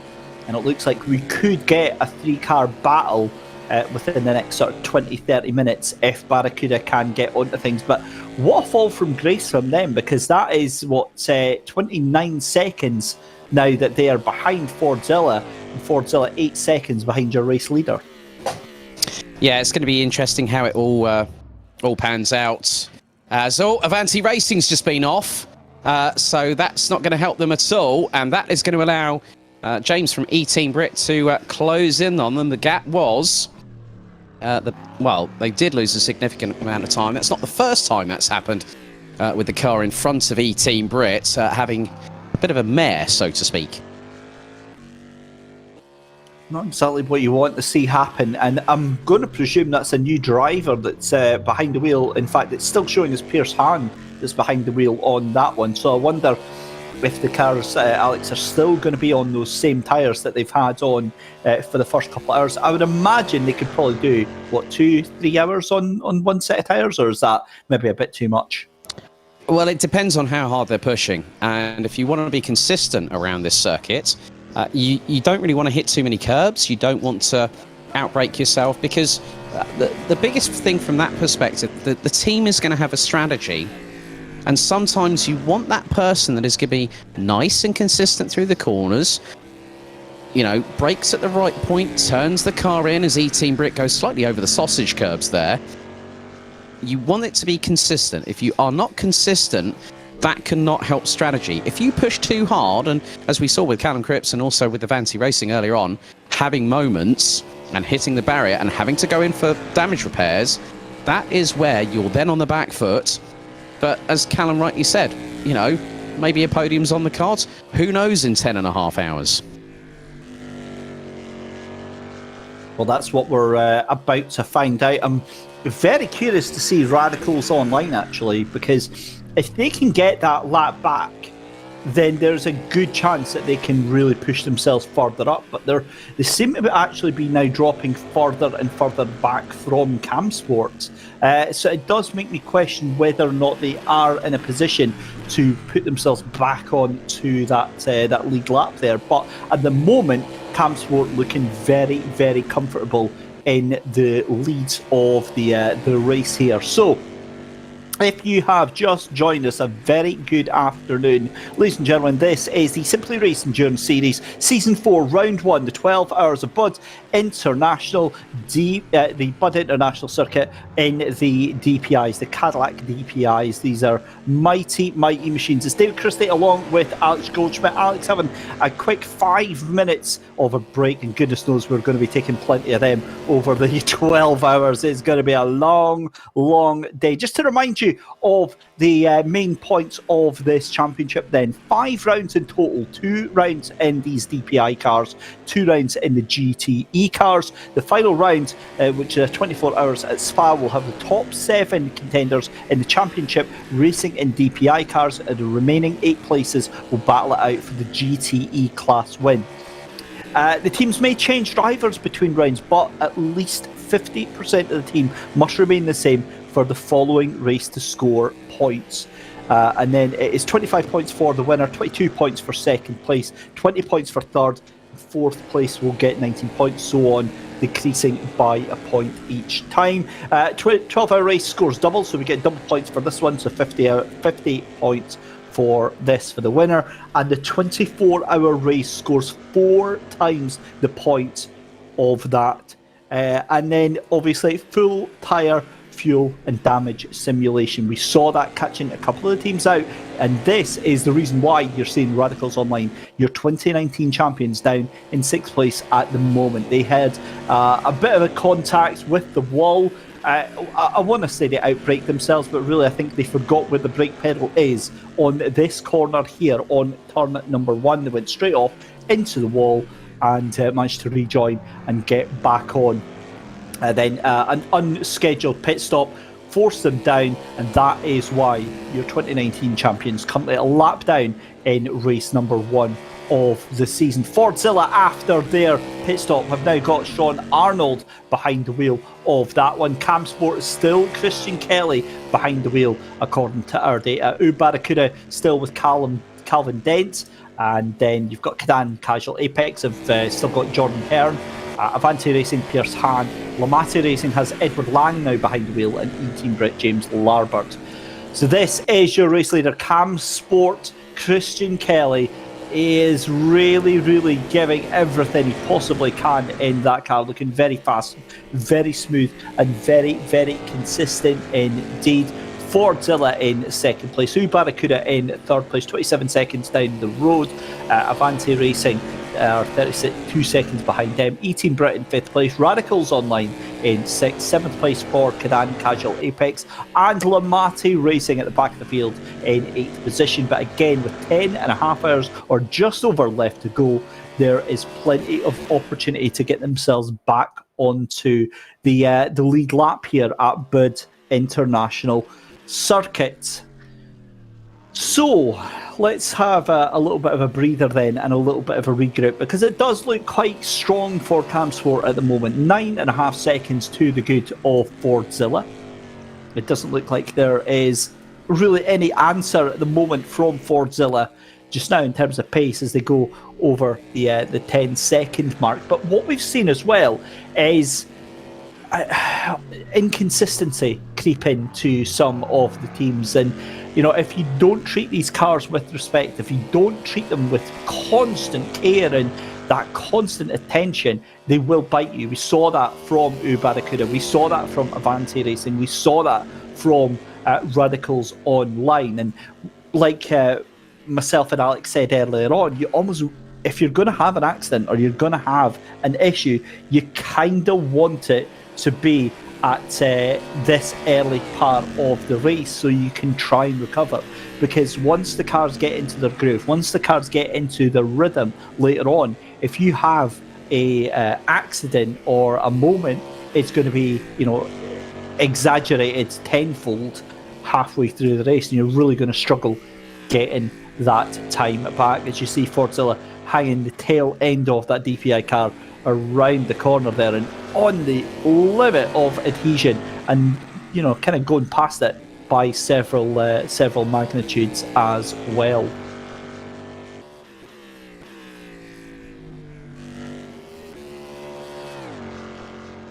So cutting to Avanti Racing again here, as I said, it is currently Pierce Hahn still behind the wheel, took the qualifying session and also started the race, so that has been an hour and a half behind the wheel of the DPI for Avanti Racing for Pierce Hahn just now.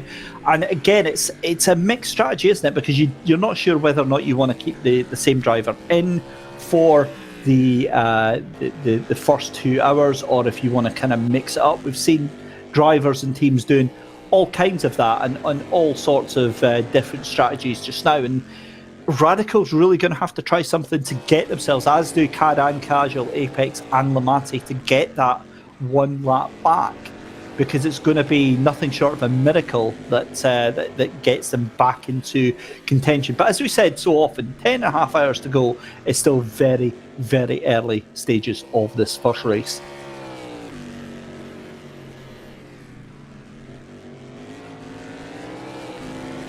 So with that in mind, we're going to take a very short commercial break, and we'll be right back after this.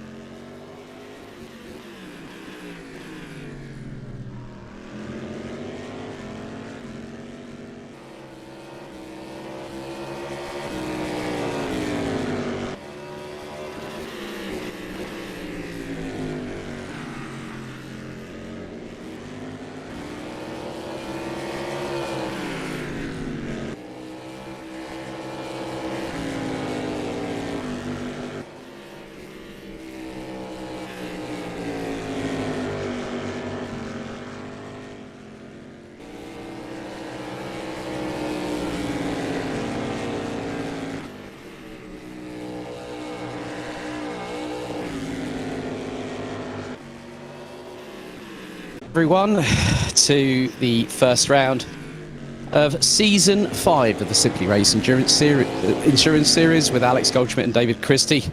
David's now having a bit of a respite, so at the moment, Cam Sport leading the way. Had a quick chat with Chris Wilson and Ben Brown from Cam Sport. Christian Kelly is still behind the wheel, and we were talking about drifting a bit earlier on. Well, Christian Kelly, if memory serves me correctly, at one point, or probably still does, drive a BMW M2. And when you get that thing sideways, he's had plenty of practice, maybe. But they still lead by the best part of nearly 15 seconds ahead of Team Fordzilla. Ubarakuda in pod 9, rounding out the top 3.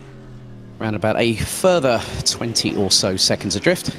Avanti Racing and Team Brit complete the top 5 thus far. Radicals Online had a very good catch-up with Callum Cripps a bit earlier on, and admitted to the bad move that he made in the opening foray of the race. But they're hoping for a podium for the opening round of the season, the 2019 champions. Kanan Casual Apex and Lamarty Racing rounding out the 8-strong grid. But some great angles from the broadcast led by Mike Yao here at Simply Race. A big thank you, as always. His stellar efforts do not go unrecognised by myself and David. But drivers still pushing.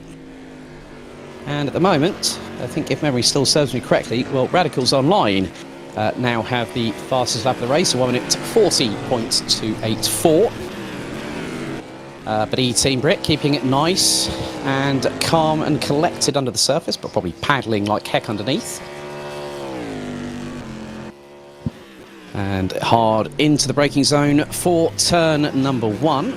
Through into sweeping left-hander at turn 2, up the slight incline. So let's see if we can bring it back in. David, are you there, my friend? Yes, I never left. They're just sort of hiding in the background, really. A cunning subterfuge. Yes, exactly. You didn't see me, just like that invisible car earlier on. That was an interesting line from the E-Team Brit driver there of who have got behind there, James Larbert. He kind of just threw the car into that hairpin right there and just hoped that, that it stuck. But Radicals Online then, obviously, as we said, they're on a very different strategy to everyone else after that accident about 15 minutes into the race. So they're on a scheduled pit stop as it is just now. So they'll drop back a little bit more. But it just, it really amplifies how important it is for Radicals to get that lap back if they want to be in contention. Because as it stands just now, they're really in quite a difficult position. They've just come out of pit lane just now. Yeah, 43.5 second pit stop time for Radicals Online running in pod 7. And for those that are watching, thank you very much for joining us. All cars have the race numbers of their respective pods here at Simply Race. And Radicals Online still pushing. They are trying to close on in as we're fast approaching. David, I can't believe this already. We're nearly 2 hours in. Yeah, it's gone by quite quickly. I'm loving the banter that's going on in chat just now. Matt Goodger Scott comparing Callum Cripps to the delivery man who throws it over the fence when you're not in. The what, yodel? Yeah, just it's fine. It arrived. It doesn't matter. It's in 15 bits. It's there. So Callum, I think he's trying to imply, got out the Sims, just like meh. It's fine. Yeah, yodel special delivery. Sorry. Yeah, I mean, it's a very, very good point that Matt Goodyear Scott actually put there, because it looked like he proper went and sent it, and he sent it a bit too far. I think he threw it over the fence rather at the front door. Well, he sent it to the different postcode, didn't he? Just sort of around and around and around the corner. It's very easy to do. I've got a yellow flag in Sector 3, and I've got a feeling that that's going to be Avanti Racing that's brought that one out, because they are dropping down the time. Something rotten, and there's E-Team Brit joining back on. So was it E-Team Brit or was it Avanti Racing? I'm sure it was Avanti, because they were dropping down. But yeah, I've just seen them, David. They've had a hit into the wall. It looks like it's now that's coming through into one of the hard braking zones. It's going to be one of the left-handers. And we're going to go to a replay now, so just keep your eyes on this. And yeah, oh, that's a heavy whack. Oh, that's a little bit of spinal realignment required after that one. Goodness me, that is a huge hit to lift that car up into the air and put it straight back down again. Yeah, that is going to be a sore one. And as predicted, Avanti Racing into the pit, and that moves E-Team Brett, believe it or not, back up into 4th position. They are still in a very, very good position. 10 hours and 20 minutes left to go in this race. Yeah, so good to see Matt Goodyear Scott is very active on the chat today. Big thank you to him. He said, it's okay, Callum gives it back as good as I can give it out. So all about the banter there. And yeah, I'm trying to remember. Now, the team name of Barracuda, I remember from a Hollywood film. Can anyone help us? I think it might have been the remake of Charlie's Angels with the likes of Cameron Diaz and Lucy Liu, Andrew Barrymore, if memory serves me correctly. Random fact there. That was. Is it? I always thought it was maybe a reference to the classic 70s rock song Heart, Barracuda. No. Ooh, no, maybe. Okay. Maybe. We might have to do a bit of a Google search on that later. That's even before my times. I'm not really comfortable putting myself out there on a song that was released about 6 years before I was even born. Oh, thanks for making me feel like an OAP now, David. You know, it comes to us all, my friend. It comes to us all. Yeah, well, yeah, just you wait for your turn, sunshine. Yellow in Sector 1 just now as well, in the meantime. Who is dropping down there? Is that Avanti Racing again? Surely not. They are dropping down significantly. They're dropping down by about... Yeah, I think it might be them, but my goodness me, that is going to be heartache if it is. They're just out the pits, and yeah, they are really struggling with that car if that is them. We'll find out in just a second, but... It's been a fun day at the races, really. We've had 2 hours in, and we've had a yellow flag from almost every single car. At this point, almost every single car has led this race at one point or another. And we've had a code 80 for the throttle pedal issue for Cam Sport as well, didn't we? We did. I want to imagine, right? Obviously, you're there, so you'll be able to find out what that was like. So I'd imagine they've probably swapped that pedal set out, but I wonder if it was anything as cool and as dramatic as. Do you remember Simon Pagenaud?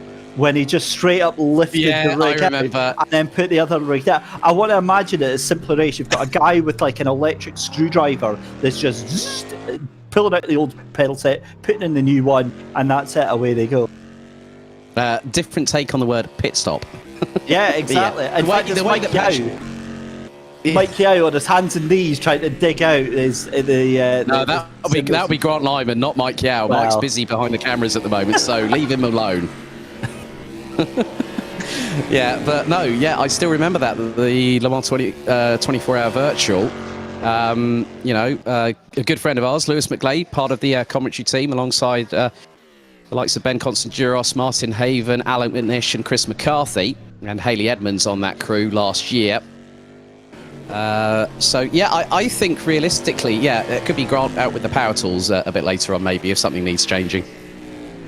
Yeah, it's still so weird that we get to work alongside him with Lewis. It's always a treat as we see Canan Casual Apex. My goodness me, that was a monster of moments that they had there coming out of the chicane. The car twitching left and then right, and I don't even want to know what that driver was having to do to keep that car under control, but under control they kept it.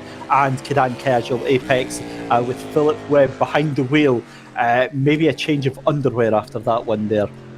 Clean up on aisle 6 there's the replay from Avanti Racing, and that was coming out of turn 1, lit up the rear tyres, and if that was out of the pit lane, that would have been cold rubber that they would have been on. So you spool up those tyres a bit too quickly through the apex on cold tyres, and if they're not up to temp. Now, driver change has occurred at E-Team Brit. I think that might be Michael Tyler that has just gotten behind the wheel, so James is out of the car. I'm seeing Avanti Racing back into the pits, and that's a long pit stop that they've got, 4.5 minutes that they're doing right now. So E-Team Brit in and out. Avanti Racing, I've got to be honest, I think that is a huge dent into their hopes for the race today, because that is going to put them plumb last almost, and it's going to be very, very difficult. In fact, I'm trying to figure out why Lamati haven't already got past them. In fact, that might have just been an error with the timing screen, because Avanti Racing actually still showing us on track, so we'll ignore what that other timing screen said. It was trying to lead us astray there, Alex. But yeah, well, leading you astray. Well, that's not difficult now, is it? Come on, we know that. That's a really easy thing. That's the trace of yours, mate. Come on. Yeah, to confuse my simple Scottish brain takes absolutely nothing at all. It's turning on the light confuses me sometimes.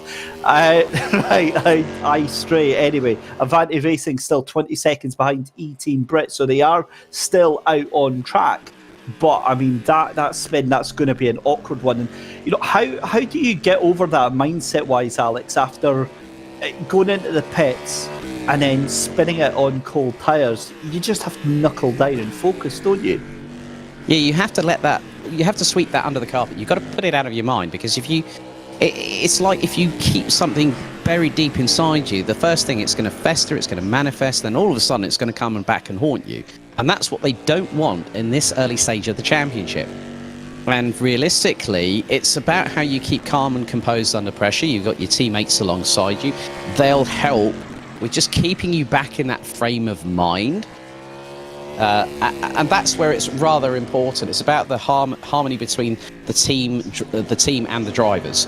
Because if you don't have that, as I said earlier, one wrong slip, someone makes a wrong strategy call, okay, it's a mistake, it's happened. You can't do it, you can't undo it. You don't have like a Harry Potter magic wand to make it go away. You've got to just grin and bear it, and as you said, knuckle down and just keep on pushing. And that's exactly what the spirit of endurance racing is all about. So just watching them making their way around. And this is exactly what we were talking about. The cars starting to spread themselves out here, Alex. And Camsport right now in a very, very good position, because they're 20 seconds ahead of Fordzilla, who are in turn 16 seconds of Barracuda. And then am I right in saying that everybody else from Cadan Casual Apex is a lap down?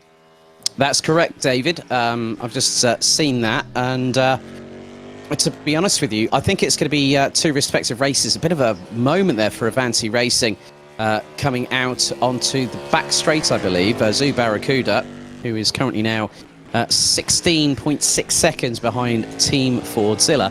And the respective laps, Barracuda were just over 0.1 of a second quicker on that previous lap. Great to see, really, really is great to see, with 10 hours and 13 minutes left to go. Radicals Online, this has been nothing short of spectacular, their comeback drives that they have done. They were stone dead last after that early collision. They went into the pit stop nice and early, and they have just been harassing that car. I mean, there is no grip that they haven't been able to extract from that car. And Adam Tierney right now is I've got to be honest with you, Alex, if I was Cadan Casual Apex and Philip Webb right now, I'd be trying to file a restraining order against that Radicals Online car right now, because this is almost hard to watch, because it's going to be a move into the corner, last of the late breakers, and that is too late in the brakes. And I've got to be honest, Alex, that's almost a repeat of what we saw on lap 3. Well, he nearly put it into Pakistan, let alone having the car in India at the moment. And the good thing was, Phil Webb just kept calm and cool and under pressure. He knew that Adam from Radicals Online was coming at him at a massive rate of knots. I mean, the slipstream down the back straightaway is probably worth the best part of 4 tenths, maybe half a second. Very, very easy. Once you're in that dirty air, the biggest thing that you've got to contend with is you've got to measure your braking point. And if you outbrake yourself like we just saw just then, it can cause you a problem, because you're going to run wide the minute you go through the apex and you think, hang on, I haven't got this. I've got it. No, I don't. Yeah, it's you think it's all under control, and it really, really isn't. But the Radicals Online car is looking so fast right now. You get the feeling it's only a matter of time. But all that Cadan Casual Apex car has to do is just keep it pointed on the the black stuff and keep it going, because at the moment the Radicals Online team seem to be their own worst enemy right now.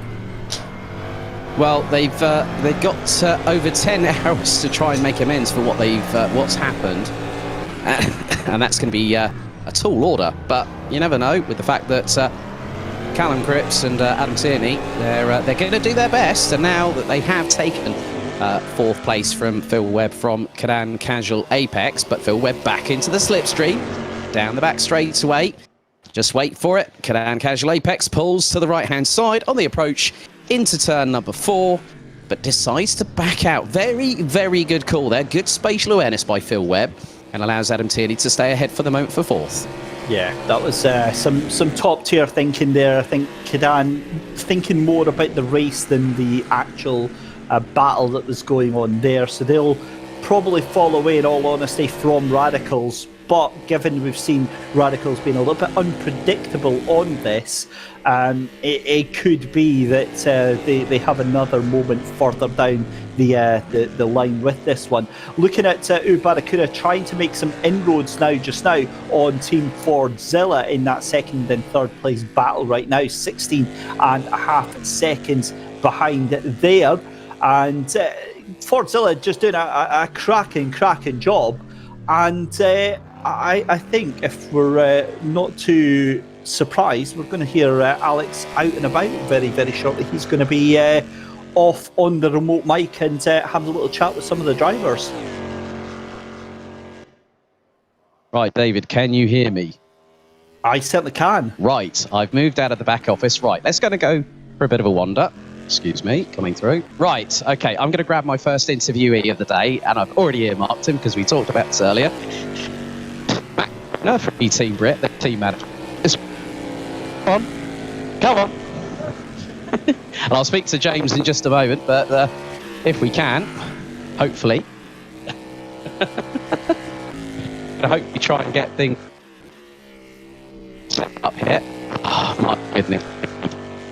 These racing drivers. Right. Okay, so pretty good run for you. That is unfortunate, to say the least. Poor Alex. Every time we try and cut to him, bless him, he's doing his interviews and it cuts out. So we'll try and jump back.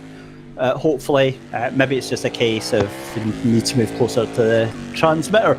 But 10 hours, 8 minutes left to go in the race. Cam Sports still in the lead with Fordzilla second place, Barracuda in third, Radicals Online in fourth, Cadan Casual Apex in fifth, Avanti Racing in sixth, E-Team Brit in seventh, and Lamate Racing in eighth place. Let's see if we can get back to Alex.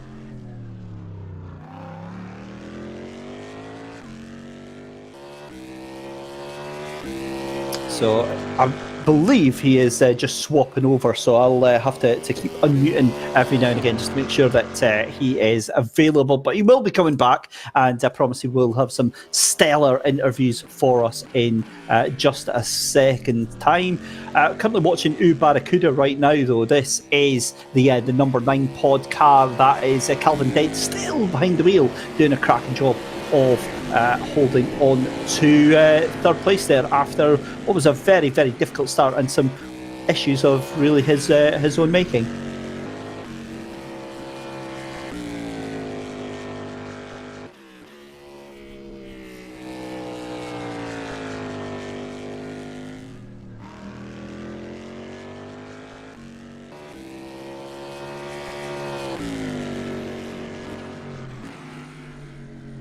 So picture in picture there, you see the actual live shot from the venue at Milton Keynes Simply Race, where a big number of drivers have gathered to take part in this race today, as well as well-wishers and supporters. And again, great to see people back in the venue in person and supporting not just their own teammates but each other as well. A very warm welcome back to everyone. As well as to everyone on the YouTube stream as well.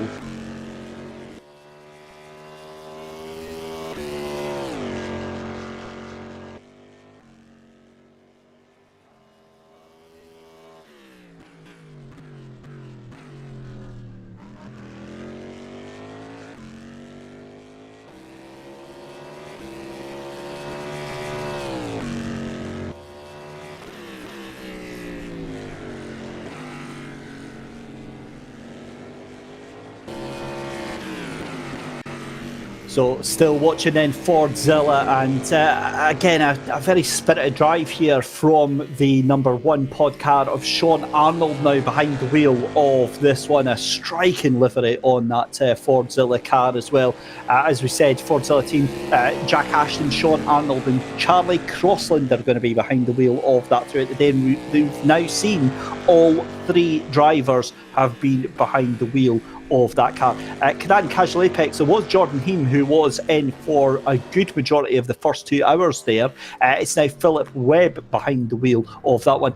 We saw Dan Hyde actually behind the wheel, I believe, for about half an hour as well. So some drivers choosing to do stint about with a stint each, and some drivers deciding to just keep one driver in for the majority of 2 hours and maybe just do it maybe say a 3-hour stint over 4 drivers.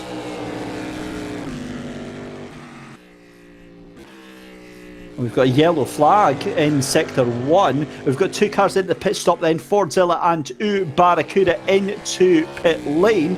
That now drops Avanti Racing and E-Team Brit 2 laps down. Let's see. Oh no, it's the Avanti Racing car again. And again, it's on the exit curb of a corner. Too much wheel spin, too much acceleration. The car just pitches itself round. And it is a bad day, from bad to worse for Pierce Hahn. And you hate to see it. You really, really do hate to see it. Yeah, well, David, finally, we've got things back on track, and alongside me here in the interview zone here at Simply Race, Max Spooner, the team manager for E-Team Brit. James has done a pretty good couple of first stints, and now Michael's behind the wheel. You guys are currently running a little bit further down the order, but you've been up as high as P4 before going in for a pit stop. How's the team feeling at the moment, Max? Yeah, it's feeling really good. We came into this event sort of expecting to be probably in the lower part of the midfield. But as we approach every race, we go with the tortoise and hare approach. We just try and capitalise on other drivers' misfortune, just keep it clean, and that's paying dividends at the moment. Now, obviously, you guys have been running in a multitude of different championships. You've recently announced that you're going to be running on GT Sport, which is exciting. Of course, the E-Team Brit GT Challenge heads to its 3rd round at the virtual recreation of Cheshire's Alton Park circuit. You're running with a very good friend of ours, Martin Buchan, in the E-Team Vistaro Lexus RCF, but also Michael's running in that championship, Hamish is running in that championship, Sandra Ballesteros and Bradley Brockies. I know that Bradley's been active on the chat. Really good to see that E-Team Brit are moving forward with their expansion into sim racing. Yeah, well, when you think that when we were here last time, it was different people, and the team was very much just a sim racing team. Whereas now we've pushed the boundaries. We've got a more commercially viable product now. And we're bringing in new talent. So with the likes of Mike and Hamish and James here today, who are all relatively new to the team, and they're putting on a great performance. Especially when you consider, certainly with the likes of Hamish, never driven in in a simulator prior to joining E-Team Brit. So I think also one of the things you've been running other championships on the R-Factor 2 platform, obviously with the E-Team Brit GT Challenge, running seasons 1 and 2 on R-Factor 2 before switching to Assetto Corsa Competizione. You've run in the Eureka LMP2 in GTR 24H, if memory serves me correctly. What's been the difference like between the 2 cars?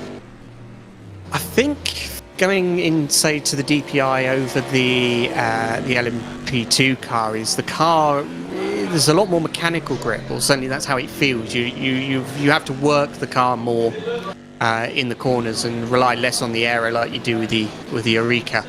But it's a new challenge, and the guys have adapted quite well to it. We're all of a similar pace, so yeah, it's certainly different to what we were anticipating. Well, Max, we can only wish you and E-Team Brit, everyone, so Mike, Hamish and James, all the very best of luck. Hopefully I'll catch up with James very, very shortly, but all the very best for luck for round 1 of the Simply Race Endurance Series. Cheers, mate. David, back to you. Thank you very much, Alex Goldschmidt there, and yeah, that was great to hear from Max Spooner there. Absolutely awesome stuff there. So Cam Sport, your race leader into the pit lane then, and it is a slightly, and I mean slightly longer stop by about a second. They are out of pit lane, and it is still a 20-second gap that they have over Fordzilla in that second place. So as we come up to the tail end of our second hour here at the first round of season 4 of Simply Race Endurance Series here from 12 hours of Buddh International Circuit, it is still Camsport out in the lead by 19.8 seconds, make it the best part of 20 seconds from Fordzilla. Barracuda in third place, 41 seconds behind them. Radicals Online in fourth place there, somehow getting themselves back onto the lead lap 10. That is the big takeaway right now from that. Radicals Online back in there, and then Avanti Racing in 5th place, Cadan Casual in 6th place, E-Team Brit in 7th, and Lamati in 8th position. Crazily, Alex, Avanti Racing still in 5th position despite having about 15,000 spins.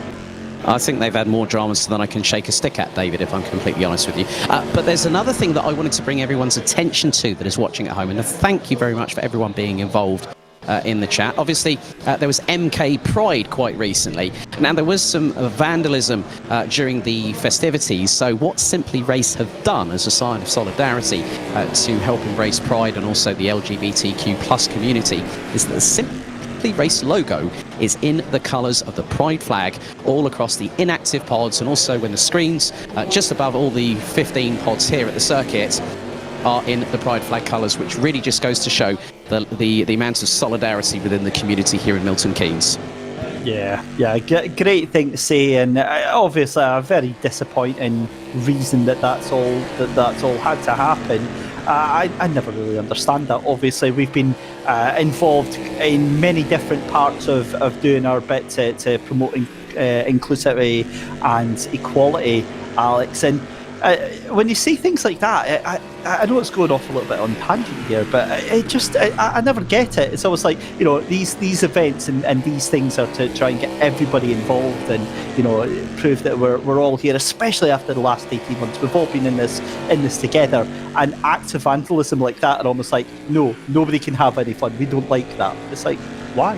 It just makes no sense whatsoever. But a lovely gesture from Simply Race, and yeah, it really does prove that, you know, the message is much stronger than any desire to stamp that out. But by the by, 10 hours left to go. 2 hours have elapsed here at Simply Race in Milton Keynes. It's David Christie and Alex Goldschmidt here in for a marathon session. You're going to be absolutely fed up with our voices by the end of today. In fact, you might even get about 6 hours and you might be fed up with them. Hello, Alex. I see you wandering about with your mobile mic. Yes, we're rocking my lovely retro Simply Race top, unlike the new threads that the rest of the crew are wearing. Well, I am a bit of an old fart, as you mentioned earlier on in the broadcast. So. I didn't use those words. You intonated. Come on. Oh, we've got a car spinning off. No, tell me that's not it's not Avanti Racing. That was who was that spun off? Let me just tell you in a second. Was that Radicals again? It wasn't. It was a black car that went spinning off. Was that Barracuda possibly? I don't think so. I think that might have been Camsport, because that gap is down to 15 seconds. What on earth happened there? That was a big no, because Camsport is like a gold coloured car. Yeah, I mean, the thing is that now that I'm about in in the facility, and yeah, I mean that's a real howler of a moment there. I mean, it just goes to show that these drivers, they are treating this like a 12-hour sprint. We know that it's a marathon for the championship, but you tell any racing driver there what's going to happen, and I'm thinking whether that might have been Barracuda. I think we might be going to a replay very shortly, but it looks like it was Barracuda that had the spin out. Really? really?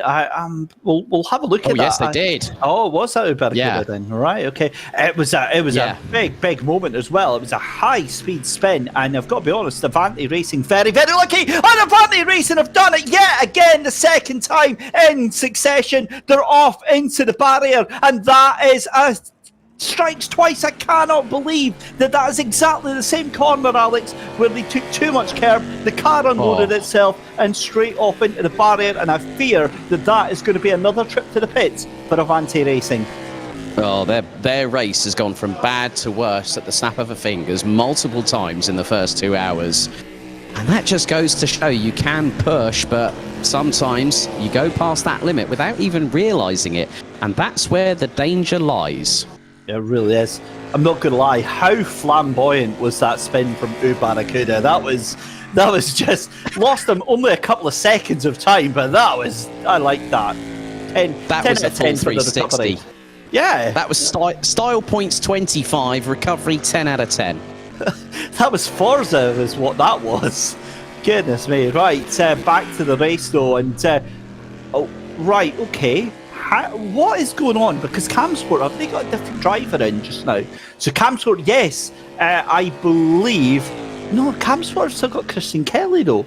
But look at the time from Fordzilla. Fordzilla have got Sean Arnold in, and that gap was 20 seconds. That gap is now 15 seconds, and it's coming down.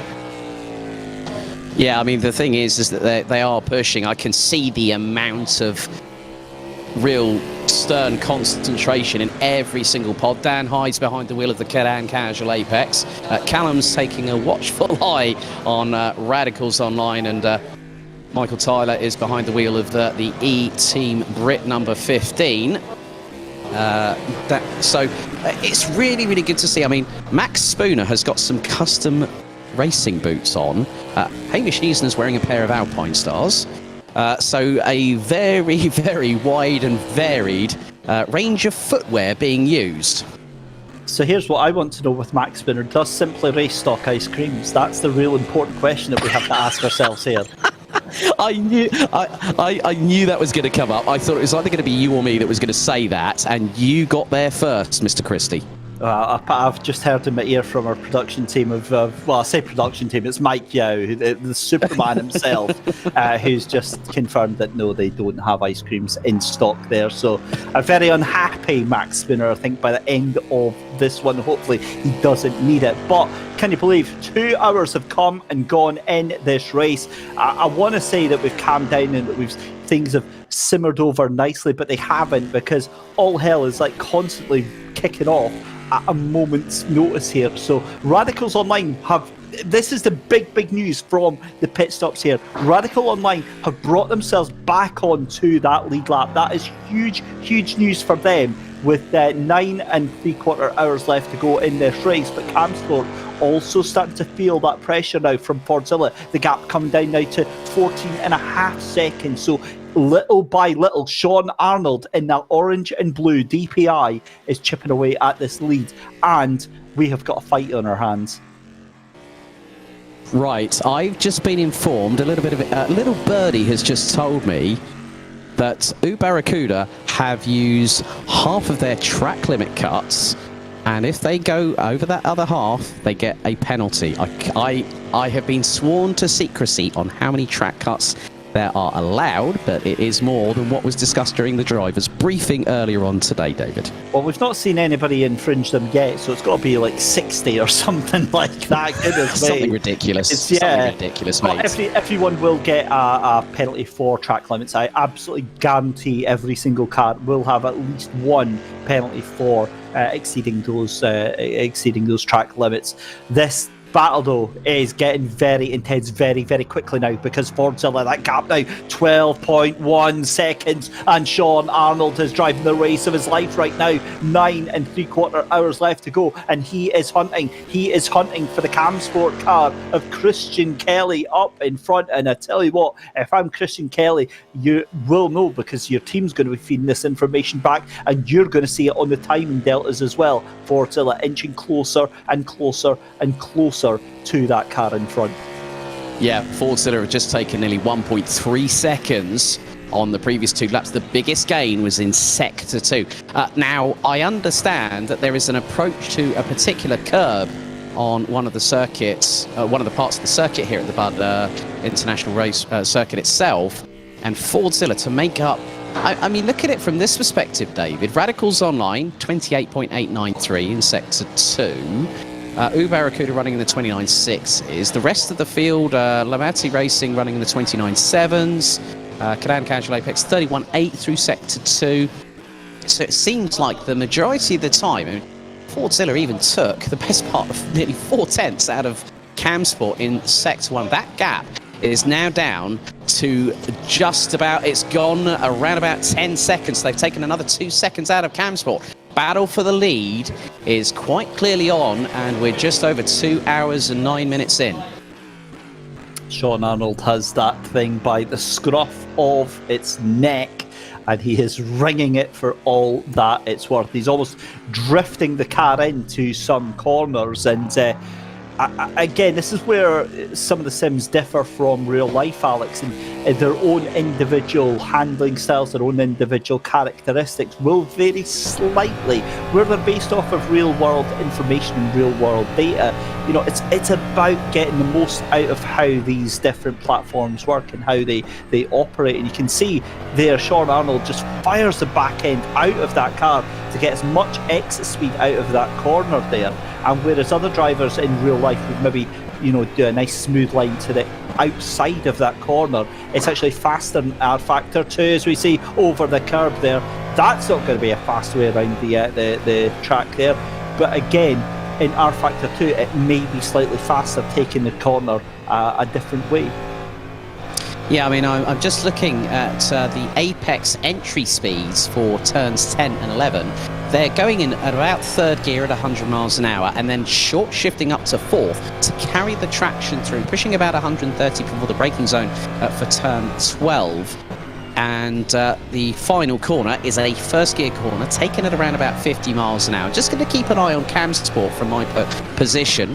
So 150 plus, probably hitting about 162 in 6 before hard on the anchors, down to 1st gear through turn 1, through turn 2, upping the gear, so up 4th gear, 130 before hitting the anchors for turn 3, tight right-hander, 40 miles an hour, and now the top speed of these DPI cars will be very much apparent, up into 5th gear now, 150 and climbing, very long straightaway.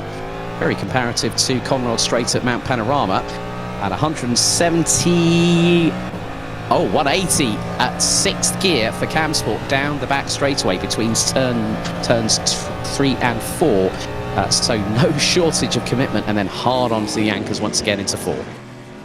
Yeah, it's a brilliant sight to watch here, and it's fantastic to see this battle developing as it is. And the other thing is Radicals Online actually bringing that gap down as well. So I wonder if it's maybe Camsport are kind of easing off the pace a little bit here, because it looks like all of the cars actually able to make a little bit of advantage here. But here we are with Radicals Online, Adam Tierney behind the wheel of this car right now. We've spoken at length about their disastrous start to this race. I'm sorry. Danger in the chat. I think you've already answered Mr. Martin Buchan, who's currently racing in real life at the moment, if memory serves me correctly, up in Rowra. Mr. Martin Buchan, and he said, "Oh, Max didn't even mention his Scottish superstar." Well, if his Scottish superstar turned up for round 1 of the Team Rich GT Challenge Season 3, I think he might have gotten a mention. Yeah, I think he's maybe not best impressed with that one. Super sub was needed for that one, and Martin Buchan nowhere to be found. No, there wasn't a super sub. There wasn't a super sub for that round. Well, that's what I'm saying. He needed one, and it was nowhere to be found. So Martin Buchan leaving him in the lurch for his, glamorous real life racing, which I've got to be honest, does sound quite fun. Taking part in the British Pro Kart Endurance Championship, and looking really, really interesting. However, what else is looking interesting is the fact that gap between 1st and 2nd place under 10 seconds. And I think in the next 7-8 laps, we are going to see, I don't even want to say we're going to see a fight. I think Fordzilla are literally just going to breeze by Camsport. Elbows out, ladies and gentlemen. Round 2, ding ding. Currently at the moment, total mileage covered by the leaders, a shade just under 235 miles. We're currently on lap number 74 of the race, David. Difficult to believe that, isn't it? 2.25 hours already, and Barracuda though are kind of dropping off. I've got to be honest, I wouldn't put it past Radicals Online to get a podium out of this.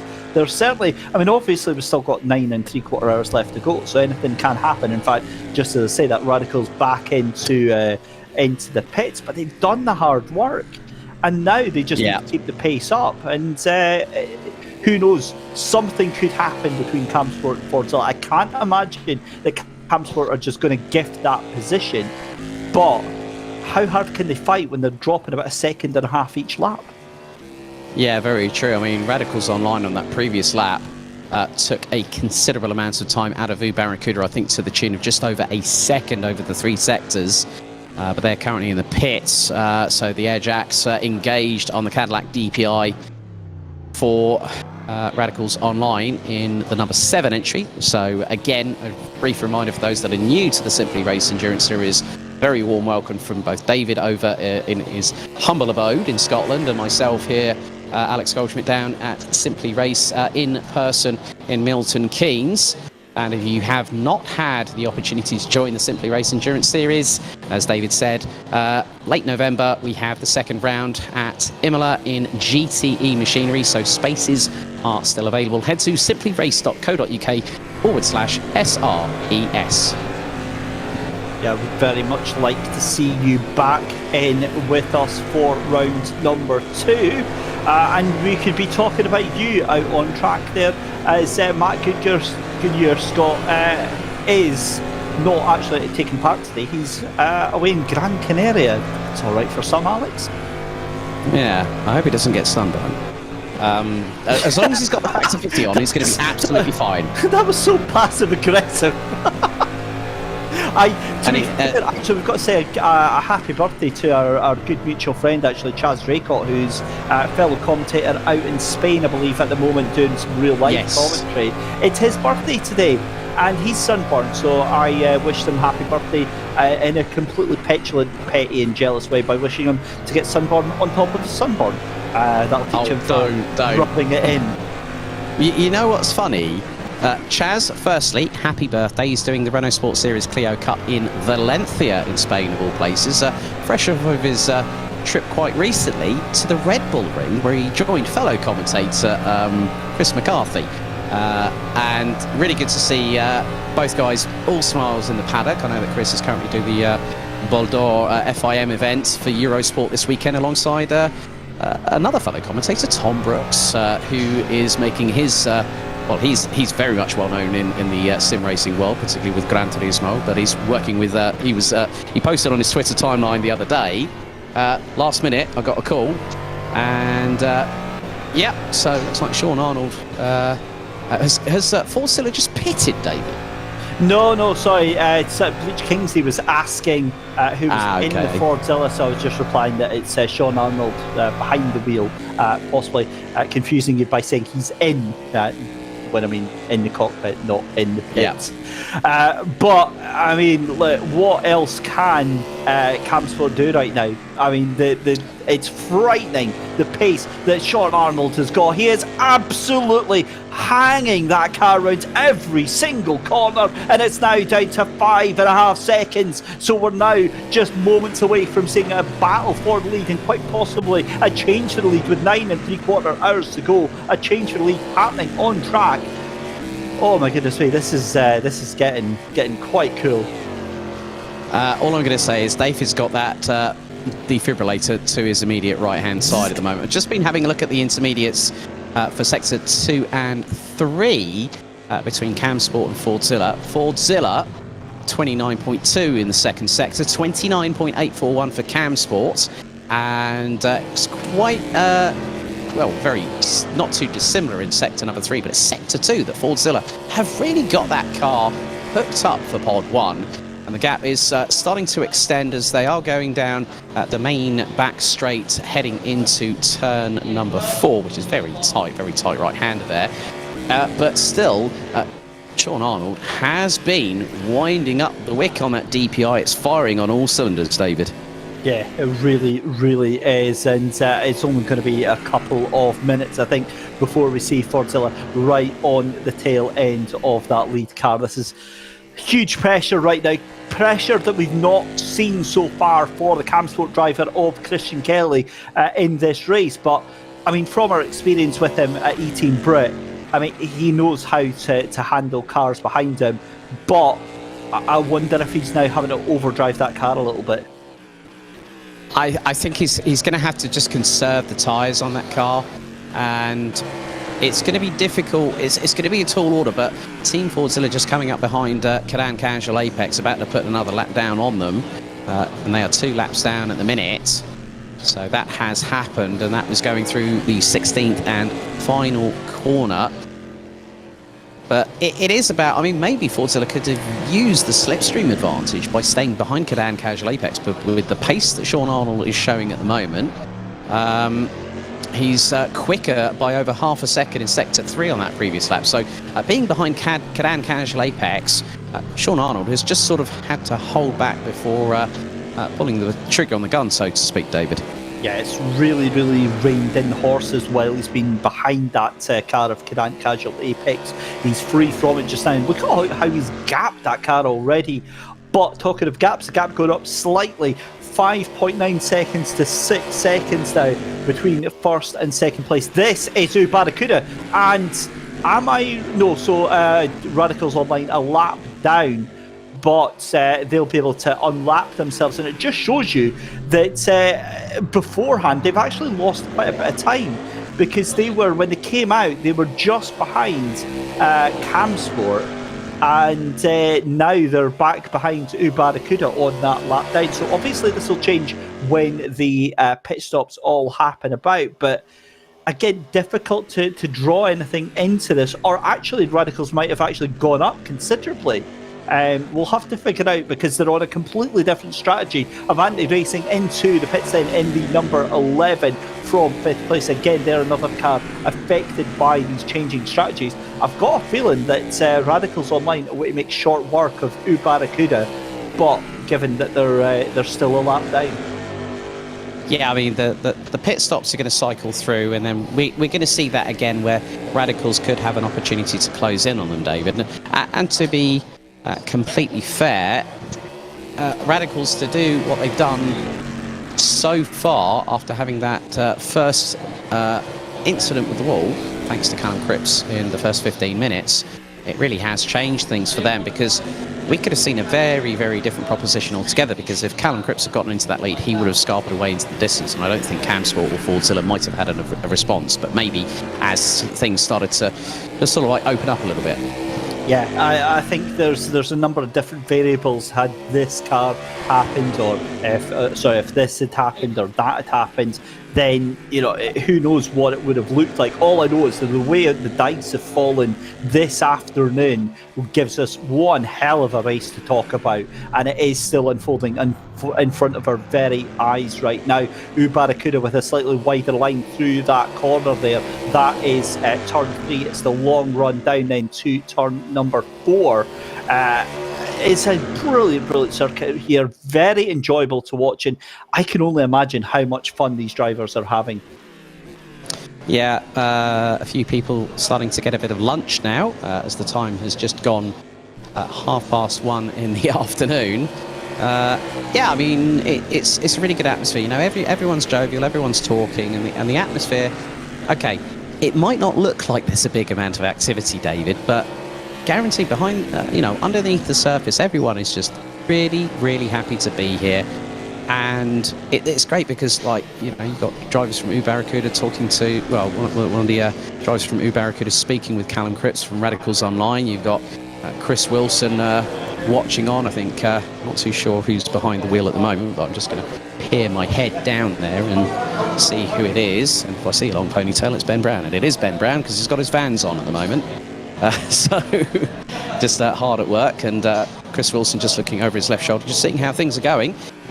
So yeah, it's nice. There's going to be a rule instigated, because obviously with the entries we've had here for round 1, that if the grid does increase in terms of the numbers, what will happen is that the only two people allowed at the pod will be the driver in at that point in time behind the wheel for that stint, and then also the driver that will be next in line. So if that does happen, we could have a very, very different situation to what we have here in the opening round of Season 5.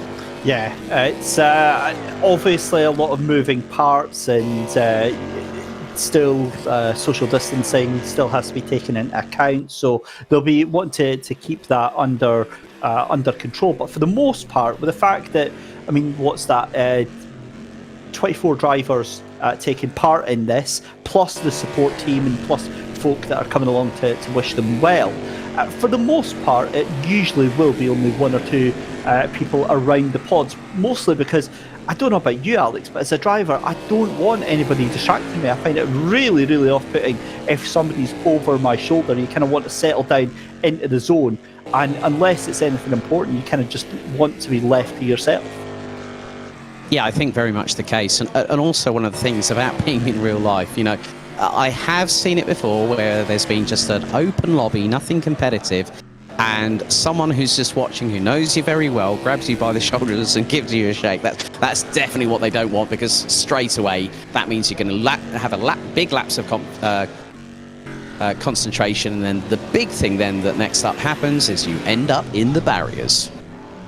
And we definitely don't want to see that happen. However, Indeed. Let's turn our focus to the lead then, Camsport and Fordzilla. That gap now 3.5 seconds. So that gap has come down from 15 seconds to 3 in the space of half an hour. We are probably about 15 to 20 minutes away from our next pit stops. So Fordzilla are going to be wanting to try and strike and make this happen while the going is good just now. Fordzilla and Sean Arnold currently behind the wheel of that one just now. But Alex, I mean, the drive that he has had right now has been absolutely sensational. Yeah, I mean, at the moment, Sean Arnold, in the first two sectors, up by 1/10 in Sector 1, Sector 2 up by nearly 3/10. So he is pushing a little bit of a not so much a lag, but more like a little bit of a slight unforced error. Puts him 1/10 down in Sector 3, but that gap is coming down rather significantly. And in the meantime, Avanti Racing in 7th position. It's been a fall from grace for this team. They are currently sitting behind Cadan Casual Apex. It's the pair of cars, the Cadillac DPIs, running across the start-finish line. So if you have just joined us, a very good afternoon, ladies and gentlemen. Season 4 underway of the Simply Race Endurance Series. It's the 12 Hours of Buddh International, and that is Avanti Racing out of the pits, and that I cannot believe what I've just seen. How bad does their luck have to be? I'm kind of glad that your mic is cutting out a little bit, Alex, because I've got the feeling there might have been several swear words shouted from the Avanti pod there. No, because the fact was I actually had the mic away from my mouth. So the good thing is that because I'm actually we did try a little bit, obviously with the remote mics used here at Simply Race, a bit of momentary. Well, there's been a bit of an issue. So I've got my laptop in my hand. Well, it's on the desk. It's on the bar at the moment. And no, I'm not having an alcoholic beverage because I need to drive home tonight. I'm sort of perched up, just really sort of enjoying the atmosphere at the moment. And the gap now between Team Fordzilla and Camsport is getting closer to being under 3 seconds. And have you got the Jaws music on standby, David? So 3 things then. 1, obviously, apart from driving, we need to get you a taxi home for tonight. We need to get you on the beers this afternoon. 2, I think we almost saw you at the bar, just at the bottom right of the picture. I think we caught your head in your headphones, so we'll get away from you next time that's on. And 3, tell us a little bit more about the atmosphere at the venue then, Alex, because obviously this is one of the first in-person races that we've had the privilege to commentate on for a good while. I mean, people must be happy to be together. It's great. It's, for 18 months in this pandemic, we've been stuck at our homes. There's been limited amount of opportunities for international travel, people trying to go overseas. I mean, myself personally, I've been overseas for I think 3 times this year, and normally I'd be in double digits by now. So for me, I've done a lot of, the esports commentary, but then also the fact that a lot of the karting commentary I do has been done from home, and it's been very, very surreal. 2020 wasn't too bad because after everything opened up in early August, Hi, Alex. I was able to go back up. There you go, I'm back on screen again. But I think from my perspective, looking at it from both sides of the coin, everyone's been chomping at the bit. Everyone's been waiting for that chance to get themselves back to seeing friends, loved ones, family members, being able to like say high fives and hugs, and okay, yes, there is an element of social distancing. People will still wear masks when they have the opportunity. I mean, like rudimentary stuff, because I'm keeping my distance from everybody else. I'm not wearing a face mask at the moment, but I am using hand sanitizer. I am social distancing. I am fully vaccinated, of course, and a lot of people now are taking a lot more precautions when they're going out. But to see the way that people are talking, they're having great discussions. I can see a really good discussion between Hamish, Max and James from E-Team Brit at the moment, just to my immediate left. And it's great because this camaraderie is always better in person, as I was saying earlier on. Yeah, it really does it. And again, for myself, that's never actually been down to Simply Racing. Why haven't you? Why haven't you? It's on my to-do list. And with the fact that we're obviously going to be meeting up for the at least the final race of the season, it's a fantastic place to go. Obviously, the big move happened at the start of the year, and great to see that we've got things back open again, because there was a time where Simply Race was really badly affected by the pandemic and the lockdowns.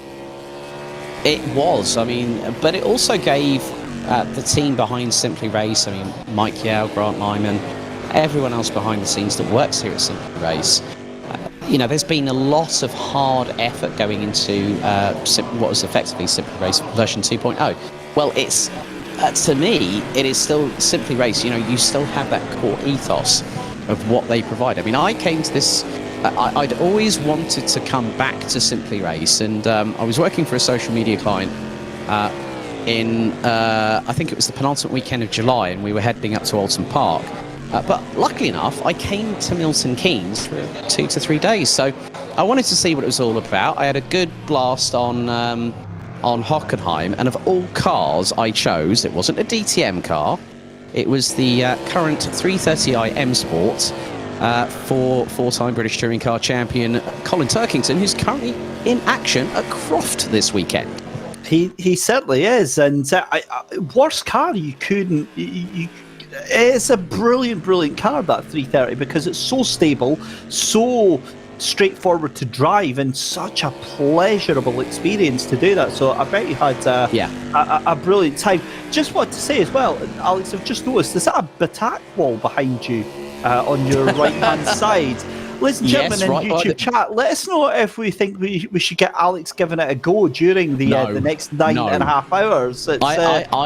Look, my mental capacity is at its peak right now. It's full to brim. It's close to spilling over, David Christie. So, no.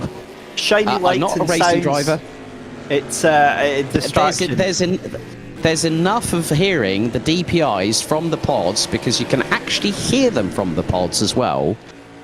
It's great. The funny coming back to the 330i M Sport, with actually the dynamics were actually approved by Colin Turkington, and that's been used in the VMOTC UK series, which is currently running underway at the moment as well. The one thing that Grant Lyman said to me, he said you could have gone for the longer final gear ratio on 6th, because the car was going through the parabolica. I got to about 350 metres away from the braking zone for the Spitzkau, which is the hairpin off of the parabolica, and it was literally redlining. at 150 miles an hour, and I could have gotten it to about 170 if I had the longer gear ratio on it. So, but it was nice and fun, and I have got a little bit of a video coming up on that on my personal YouTube channel, which actually details about coming back to Simply Race after, you know, having worked in the previous facility. I mean, I've commentated on the Simply Race British Championships, so we have touring cars, and we also have Clio Cup cars as well. It was really nice to come back, and I would not come back to anywhere else apart from Simply Race for sim racing, because for me, I've really grown to appreciate not just the facility but also the team behind it.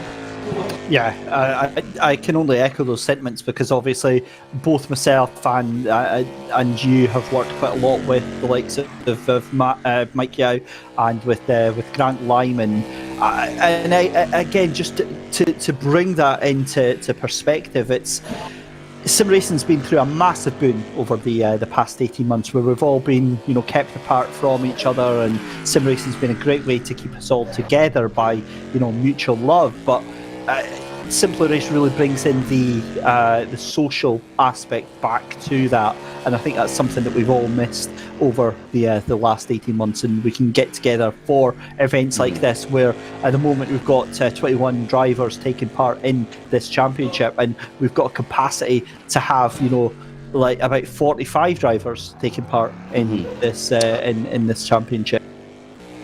Yeah, I think, to be honest with you, just having that great sort of atmosphere, it's something that has been missed. And, you know, a lot of companies like Simply Race, it's an indoor facility, so proximity is a nature of what is happening here.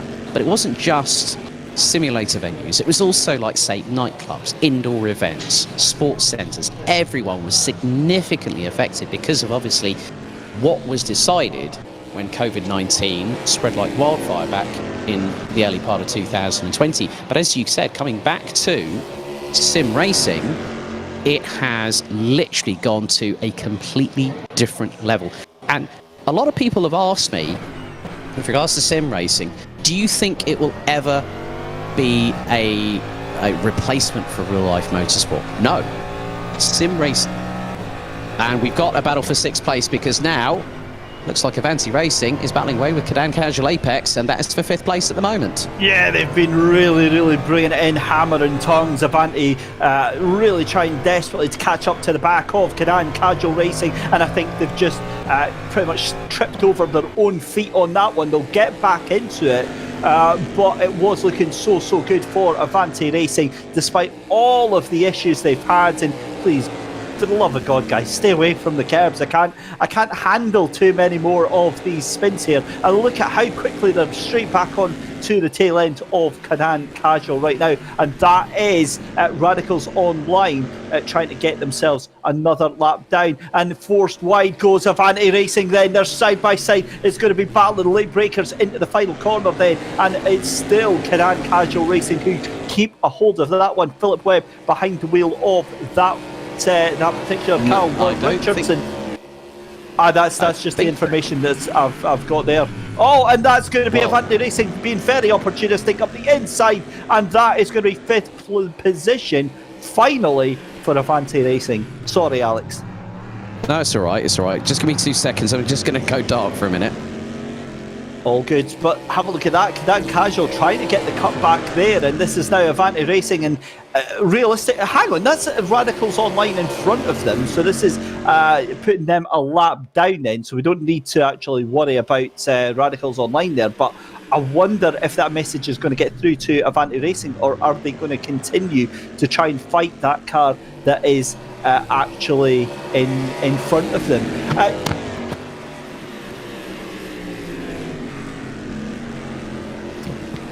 Just to go back to your point there, Alex, about sim racing and real life racing, I hear that question quite a lot as well, about oh, is sim racing ever going to be replacing real life racing?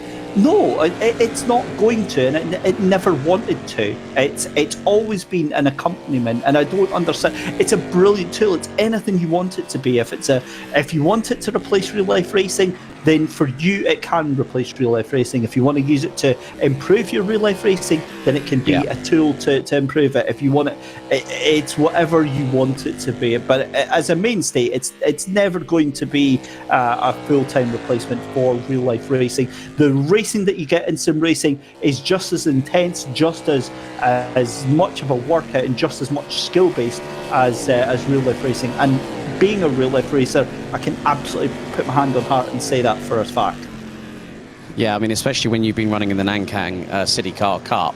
Now, interestingly enough, Cam Sport in the pits. Team Fordzilla now coming through the final corner. Hopefully, might be able to get a chat with one of the Cam Sport drivers momentarily. Right, out of the pits comes Cam Sport. And there we go. It's done. So they've done it. Fordzilla off into the lead, and quite handsomely as well, because that gap is going to increase to about 3 seconds. But Fordzilla have done the jump, and Sean Arnold absolutely on fire in that machine. And Alex, you saw it coming, but that is a huge sigh of relief there for Fordzilla.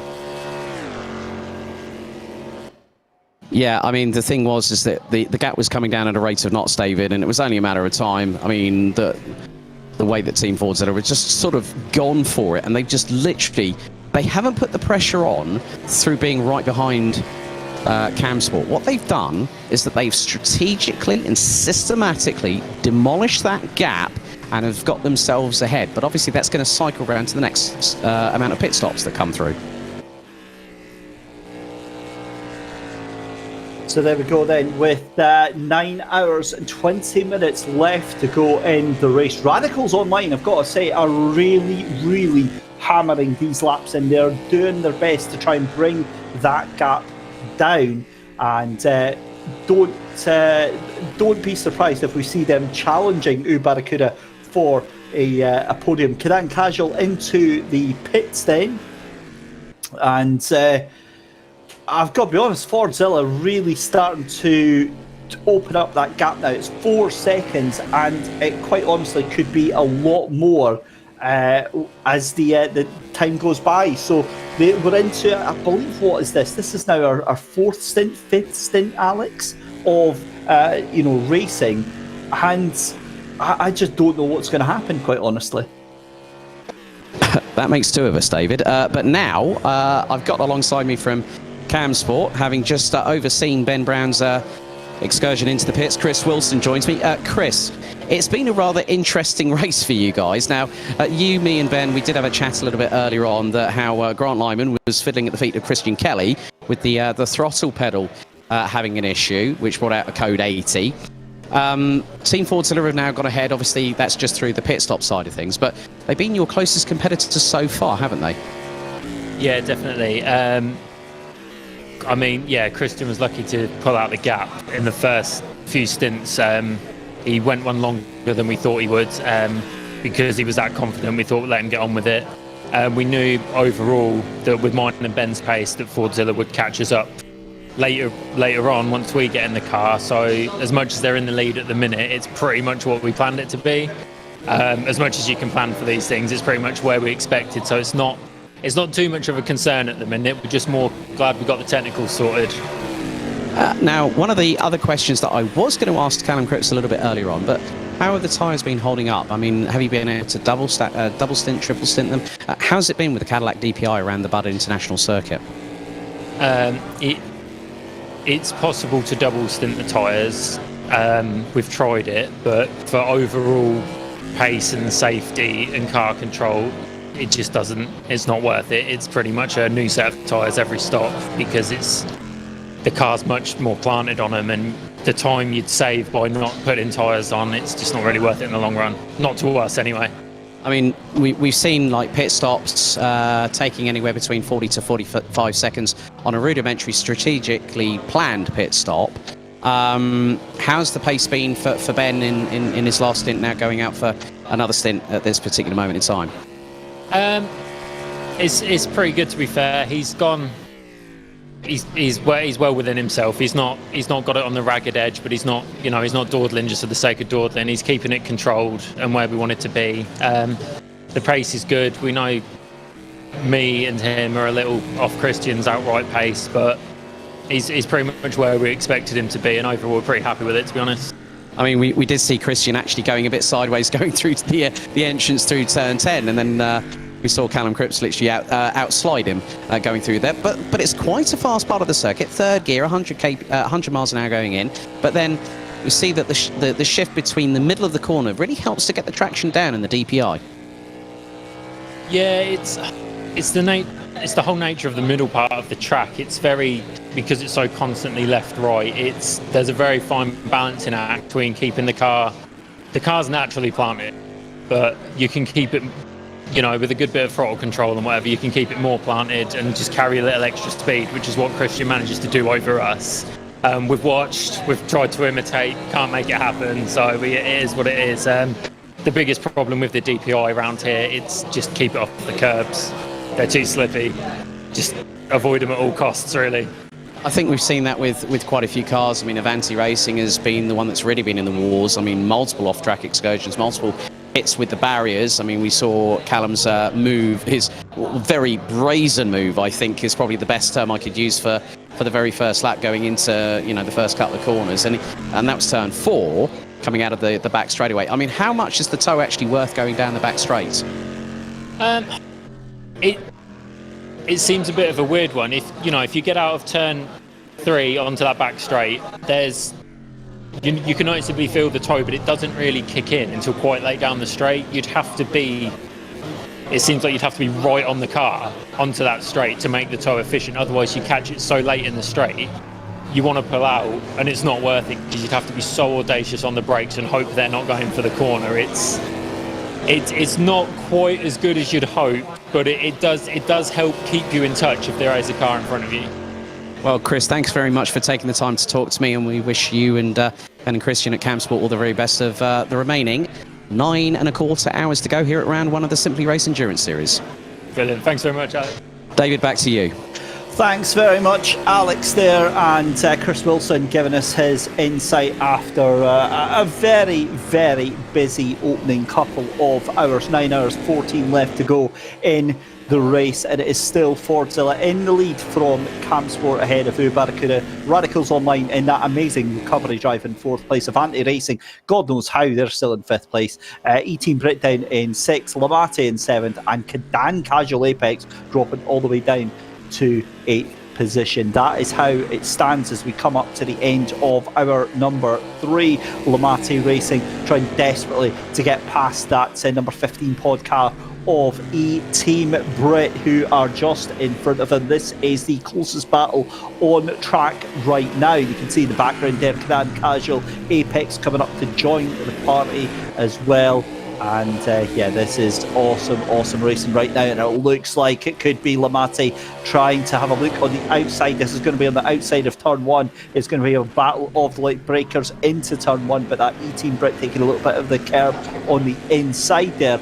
And Alex, I just want to get your thoughts on things actually, because the E-Team Brit car maybe not as far up as we thought we'd see, although I think given their qualifying performance, they'll be very happy actually taking a 6th place right now. Well, Michael Tyre is actually through his. I think he has cerebral palsy, so he's actually steering with one arm, a bit like one of their friends from the sister team, Team Brit, who are going to be going into British GT and a GT4 next season, I understand.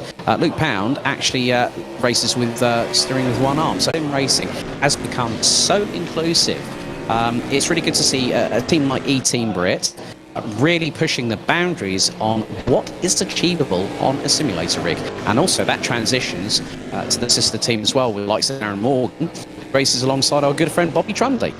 Yeah, it really is great to see. And Bobby Trundley, we need to get him on board with this. Yes, we definitely do. We've got a yellow flag in sector 2. Oh, and that's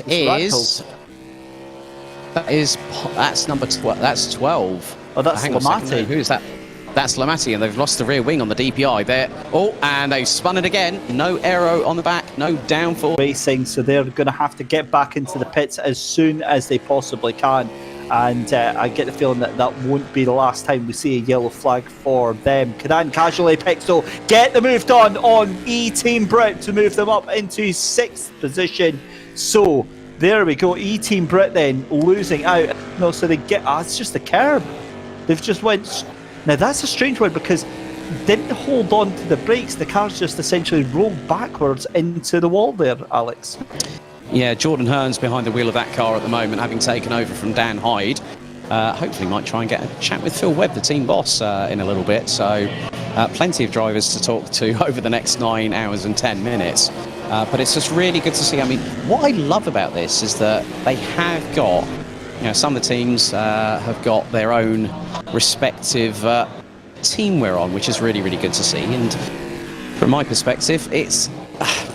if you were to ask me which is my favourite, I'm going to plead the Fifth Amendment on that one. And the reason being is it's nice to see how diverse the identities of sim racing teams actually are.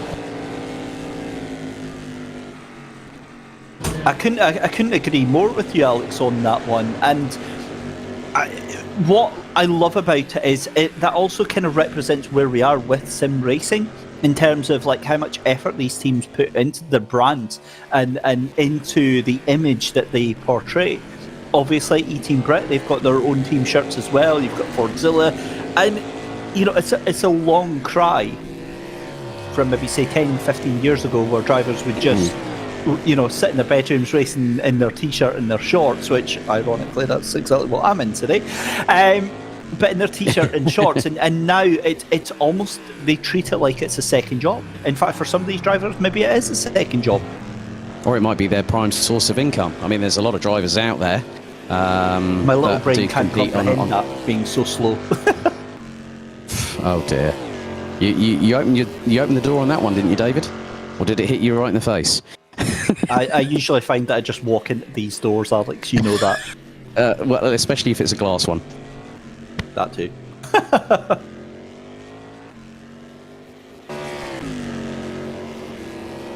Yeah, so still pretty good. I mean, we're coming to the end of hour 3 now. 9 hours, 9 minutes and 33 seconds still to go on the clock. Hopefully I'll be catching up with a few people in just a few moments' time. As I said, there's quite a few drivers that are out of their pods and just keeping an eye on what the rest of the teams are doing. So, David, I'll be back in just a couple of moments' time. Yep, not a problem. That's absolutely fine. And then, Alex, when we come back, we'll go for a very short commercial break. But as you see just now, 9 hours and 9 minutes left on the clock. Fordzilla out in front in strong fashion. That gap now 11 seconds. They came from 15 seconds back to get an 11-second lead over Camsport. This has all been done on the track and on the actual pace of Sean Arnold. Barracuda in 3rd place with Radicals Online in 4th. And Fancy Racing up into 5th position. It's Cadan Casual Apex in 6th. It's 7th place for E-Team Brit. And then at the back at the moment after that incident into the wall for Lamatti down in 8th position. But with the time at 2 o'clock local time, with 9 hours 8 minutes left to go, we're going to take a very short commercial break. We'll take an immersion break as well, and we'll be back in a couple of minutes.